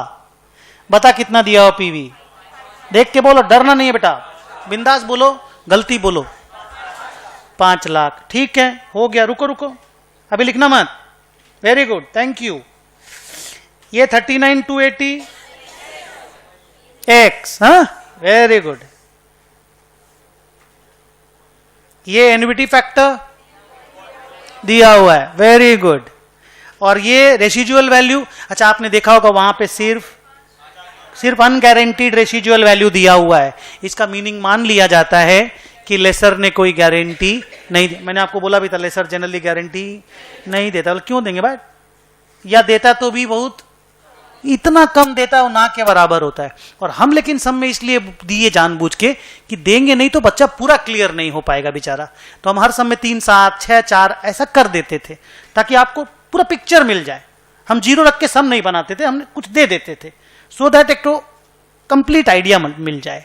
तो if guaranteed residual value is not given, no problem, guaranteed residual value 0, entire residual value is unguaranteed residual value. तो यही टोटल रेसिजुअल वैल्यू है। ये कितना दिया हुआ है? 50,000। और ये दिया हुआ है, तो आपको लगता है कि x निकल जाएगा, तो फिर क्या स्ट्रेस है? खाली यही तो हुआ ना कि सर इसको थोड़ा देखे तो ट्रिक महसूस हुआ। तो हम लोग सर कभी देखे नहीं ना इस तरह का चीज, बोल करके थोड़ा कमजोरी है। ये जब एफएम में बार बार देखोगे ना तो ये कंट्रोल आ जाएगा। अकाउंट्स में तो हम 1-2 दिन बोलेंगे, एफएम में आप लोग बार बार सुनोगे। चलो कॉपी में लिखो, let lease rent B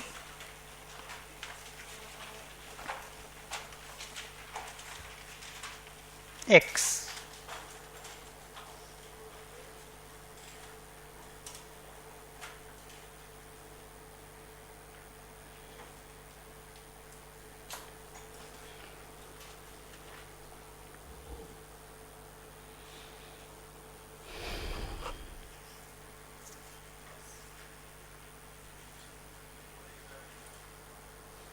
answer बोल रहा है तो पहले ये तो बता कितना लिखूं।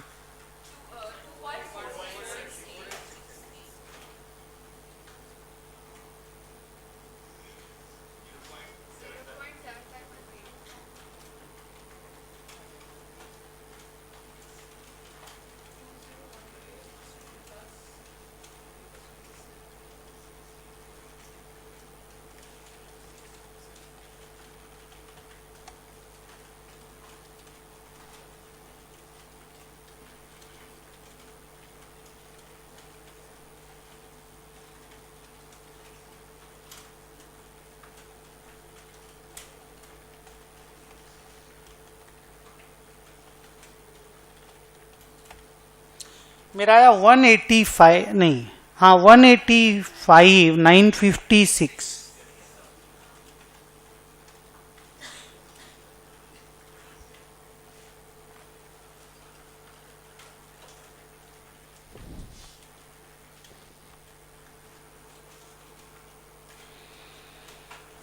और अगर गारंटीड क्या आज एक तो चीज नया सीखे, अगर क्वेश्चन पेपर में गारंटीड रेसिजुअल वैल्यू के बारे में चुप है क्वेश्चन, तो गारंटीड रेसिजुअल वैल्यू को 0 लिया जाता है, वो हमेशा 0 ही होता है।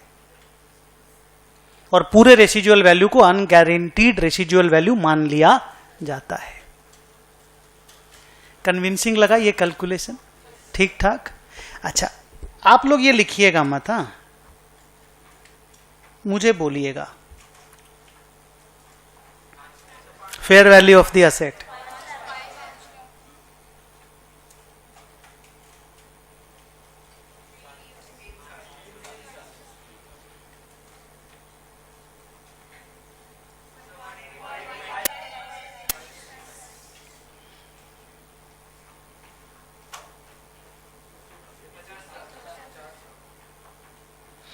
UGRV equal to RV, because GRV is 0।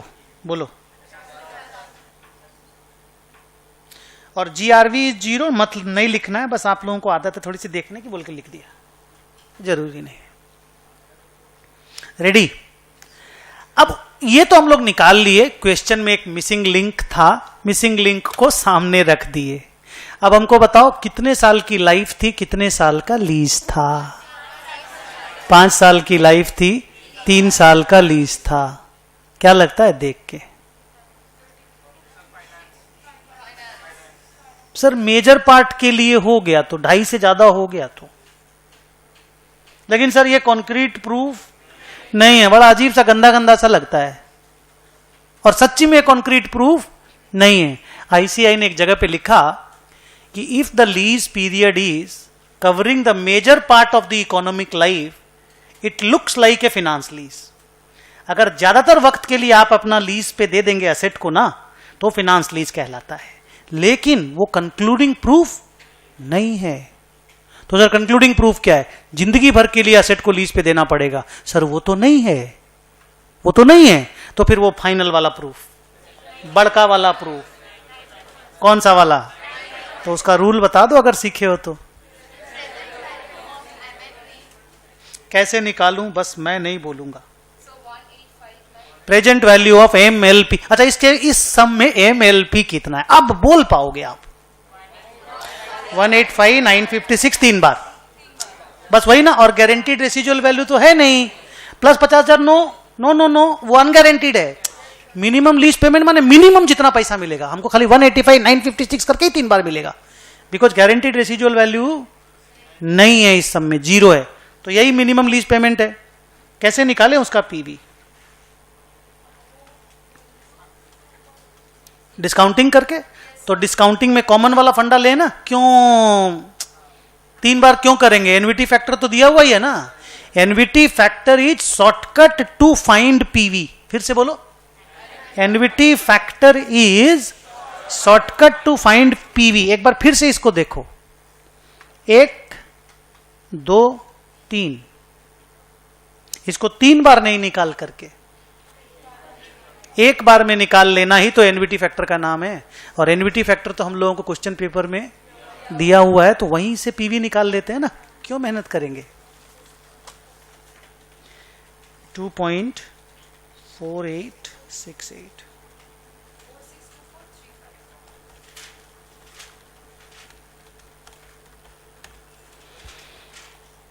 $462, $435. नहीं, पहले समझे कि नहीं प्रेजेंट वैल्यू ऑफ MLP और use of NVT factor to find present value भी देखे कि नहीं, कि कैसे हम एनवीटी फैक्टर से किसी भी चीज का प्रेजेंट वैल्यू फट फट निकाल देते हैं. सीख रहे हैं ना धीरे धीरे. तो आप दोनों का रेशियो निकाल लो. हाँ,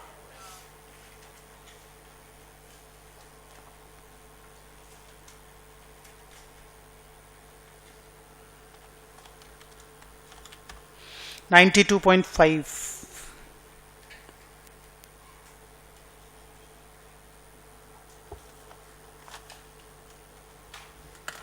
देखो, जब हम लोग लीज, लिख लो पहले,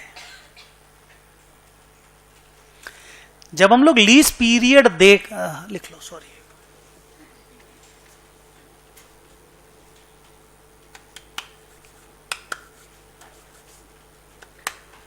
जब हम लोग लीज पीरियड देख रहे थे तो क्या पता चला? 5 साल में 3 साल. लग तो रहा था फिनांस लीज है, लेकिन हम श्योर नहीं थे. अगर वो 5 साल में 5 साल लिख देता ना तो हम श्योर हो जाते. बट फिर भी प्रेजेंट वैल्यू ऑफ MLP जरूर निकाल के चेक करना ही करना चाहिए. अगर ये 90% से ऊपर नहीं होगा ना तो कोई फिनांस लीज नहीं होगा. ये बहुत इंपॉर्टेंट है. और देखे कैसे निकला. अच्छा, अगर मान लो इसी क्वेश्चन पेपर में हम आपको ये भी दे दिए होते, ये निकालने नहीं बोलते, ये तो एक्स करके तुम कौन सा चीज देख, तो ये 1, हाँ, ये हम दे देते अगर, तो तुमको कोई परेशानी थोड़ी. अच्छा है ना, डेटा मिल गया तो भी तुम ये चेकिंग तो कर पाता ना. नहीं भी दे तब भी कर पाए यार, तो होता तो आराम से हम चेकिंग तो कर ही पाते. अब अपना फाइनल आंसर बोलो. Is it finance lease? लिख लो, it is a finance lease.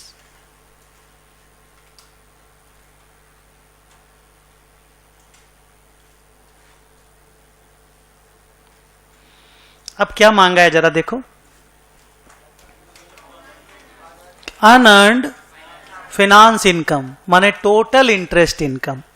Unearned finance income का इंग्लिश मीनिंग है टोटल इंटरेस्ट इनकम. रुको, निकालने मत भागो. क्या? Total interest income. तो सर अनअर्न्ड क्यों बोला? धीरे धीरे अर्न करेंगे ना. अभी तो अनअर्न्ड है ना, अभी तो कमाए नहीं है ना, कमाएंगे ना धीरे धीरे साल साल करके, इसीलिए unearned.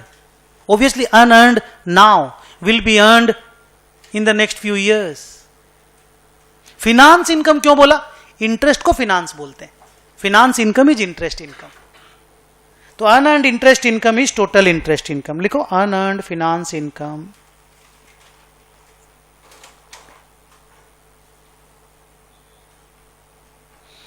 that is total interest income is equal to सोच के बोलना.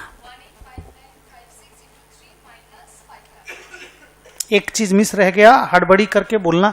आपने लाइफ में एक चीज सीखा, बस तुरंत बोलना है. घर में डांट पड़ती होगी इसके लिए आपको. बाकी लोग,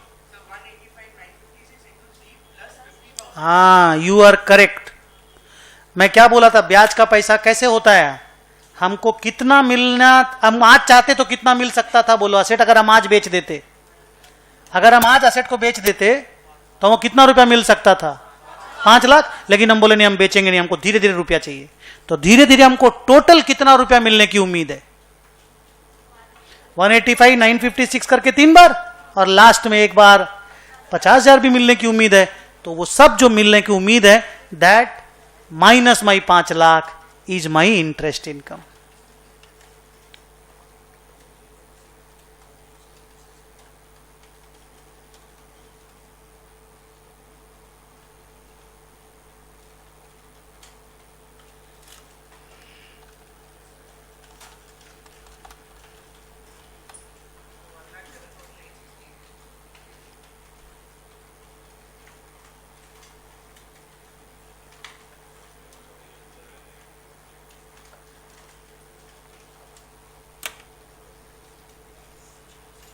थोड़ा रुकना है.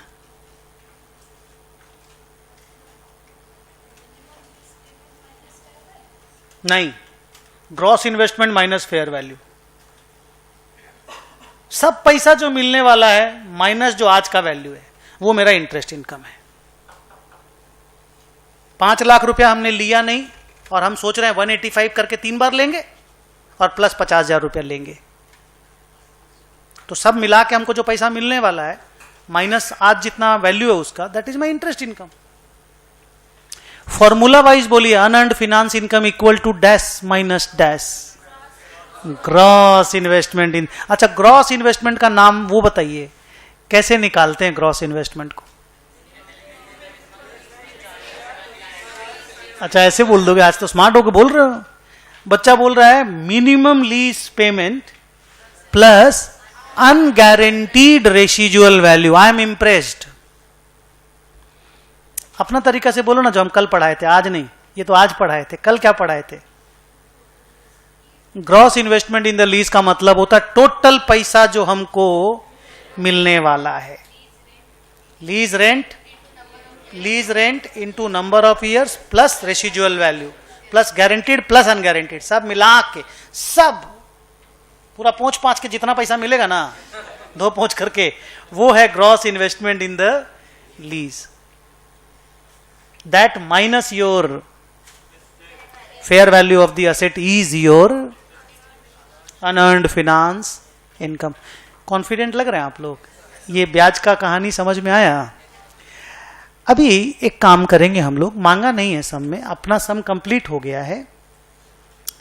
हमको आपसे एक काम कराना है, और वो ये है, लेसी का नाम है,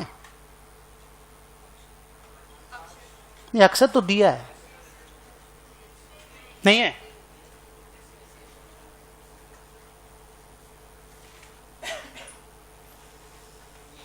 ये लिखिए तो, और अपनी कॉपी में भी कीजिए, तो फिर हम बताएंगे हम ये क्यों कराए, क्या था.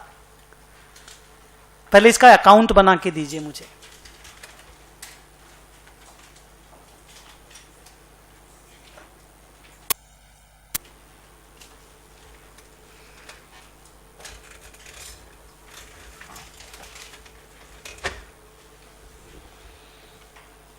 बोलिए, lessee account debit to sales.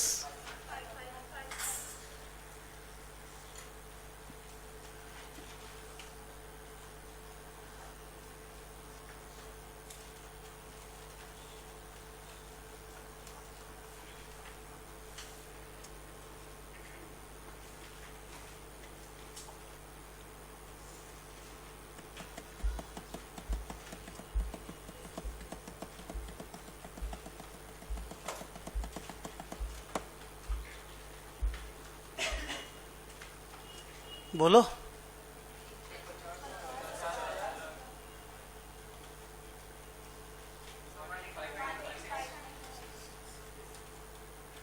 पकड़ में आ गया नहीं पढ़ाई।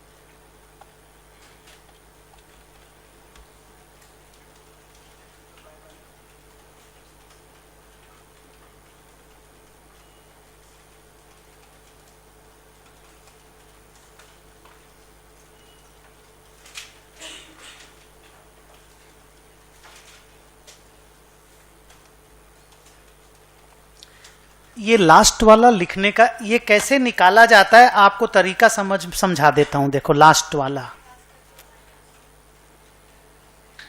ये लास्ट वाला मेरा आ रहा है 21492, नहीं 214449, 21449 आ रहा है, बट 21449 हम लिख नहीं रहे। देखो लास्ट में इसलिए नहीं लिख रहे, हमको मालूम है लास्ट में 10 20 50 100 रुपया राउंड ऑफ एरर होगा, तो हम इसको लिखते ही नहीं है। हम क्या करते हैं, पहले बाई कैश लिख लेते हैं, और ये लास्ट में 50,000 आएगा मालूम ही है, बिकॉज वो तो मेरा रेसिजुअल वैल्यू है। तो ये दोनों अमाउंट हम पहले लिख लेते हैं, लिख के इसको बैलेंसिंग फिगर निकाल के राउंड ऑफ लिख देते हैं। ये निकालते ही नहीं है, पहले निकालोगे फिर लिखोगे, फिर बाई कैश लिखोगे, फिर यहां लिखोगे, फिर गलती होगा, फिर सुधारोगे। इससे बढ़िया है ये दोनों अमाउंट फिक्स है, मालूम ही है, तो ये बैलेंसिंग फिगर लिख दो ना। वैसे भी कितने रुपये का एरर हुआ टोटल, ओनली 15 रुपये का। अब आपको समझ में आया कैसे लास्ट में लिखा जाता है। सर इसीलिए ये वाला बनवाए क्या? नहीं नहीं, तो सर क्यों बनवाए? अब रेडी? हां, ये सब में नहीं मांगा है, हम बनवाए हैं। 1 + 2 + 3 करो,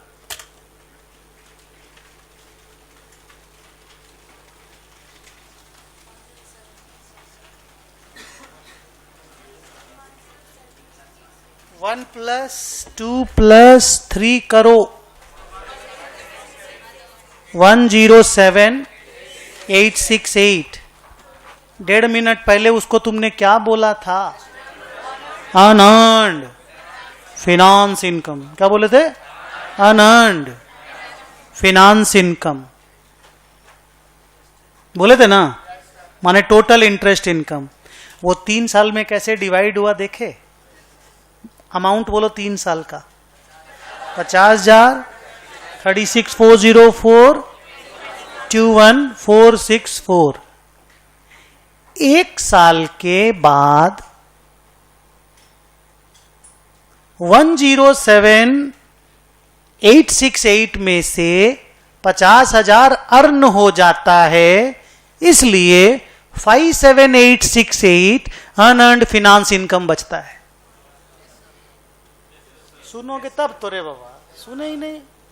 क्या बोले बोलो तो? 1 साल के बाद out of 107,868 which was total interest income, 50,000 earn हो जाता है, कमाई हो जाता है, पीएल में चला जाता है, तो जो बचता है 57,868 वो अनअर्न्ड फिनांस इनकम होता है। वो अगले 2 साल में अर्न करेंगे। अरे इतना सिंपल बात बोल रहे हैं, 107 868 107868 इज द बिगिनिंग का अनअर्न्ड फिनांस इनकम। 1 साल के बाद तो कुछ अर्न कर लेंगे ना, तो बाद में जो बचेगा वो अनअर्न्ड रहेगा ना, और 1 साल के बाद थोड़ा और कम अनअर्न्ड हो जाएगा। पहले बोलो निकालो मत, समझ गए कि नहीं? बस तो बहस क्या है, बाकी लिखने का उखने का सब पढ़ते रहना धीरे धीरे करके। इतना बड़ा एक तो प्रॉब्लम का चीज पार हो रहा है, उसको होने दो। सर क्या था ये? लेजर अकाउंट था। हाँ, ये लेजर अकाउंट था। इसको लेजर अकाउंट को टेबल के फॉर्म में लिखने से बड़े लोग, जो पैसे वाले लोग होते हैं, मुकेश अंबानी लोग टाइप्स, वो लोग अमोर्टाइजेशन टेबल बोलते हैं। क्या बोलते हैं? Loan amortisation table. फिर से, लोन अमोर्टाइजेशन टेबल। उनको ना यही समझ में आता है।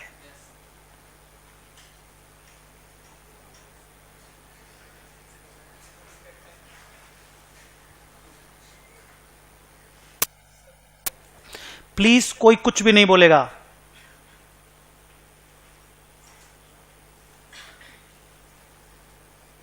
अपना लेजर देखते रहोगे, बोलोगे कुछ भी नहीं।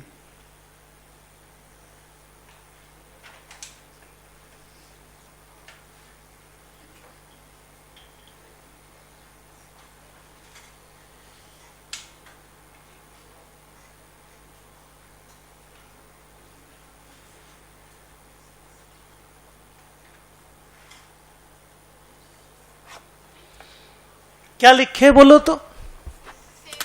सेम चीज लिखे ना, सेम चीज लिखे ना। लेजर को टेबल बना दो, नाम हो जाएगा लोन अमोर्टाइजेशन टेबल। क्या?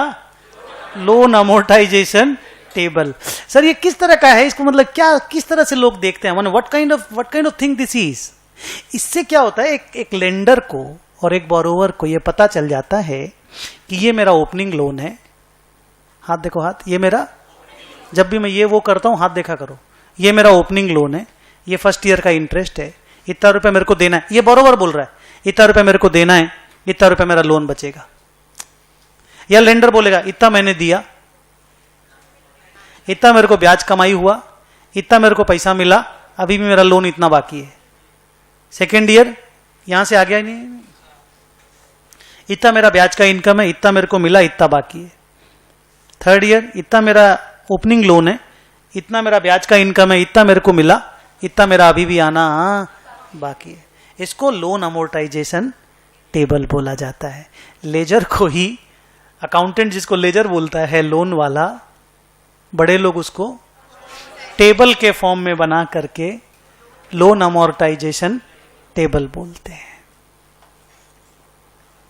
ठीक ठाक स्टोरी बिल्ड हो गया? थोड़ा मोड़ा होमवर्क बनाओगे?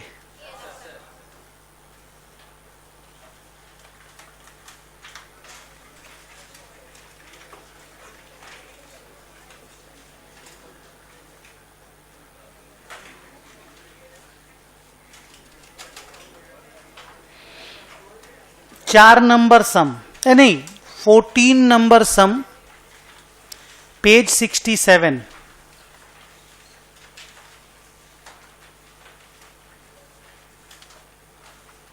$13,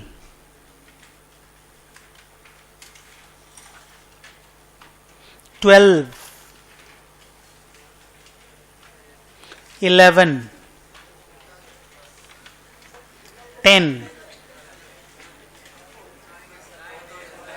नहीं 9-8 का भी लायक नहीं हुए हो। रुकना, चुप रहो ना यार। 3, 2, 1।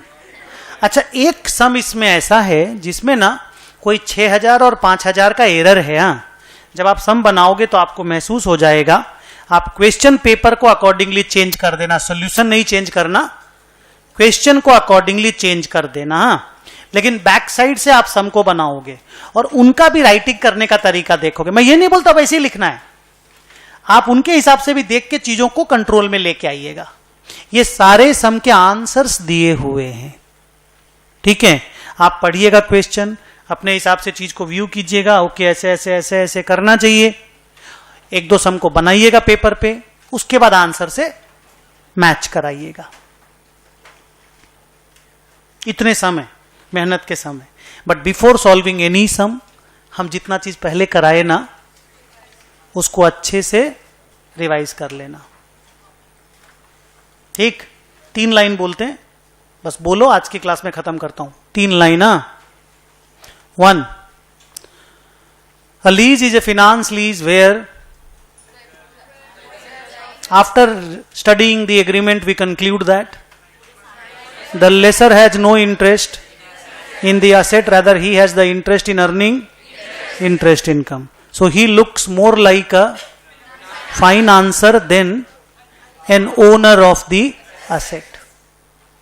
2, when the asset is given on lease for the major part of the economic life of the asset, it looks like a finance lease. 3, but सबसे ऊपर है कि present value of minimum lease payment, if it is equal to approximately or more than 90% of the fair value of the asset, we conclude that the lease is a finance lease. आज थोड़ा सा जल्दी छोड़ रहे हैं, Tuesday मिलते हैं।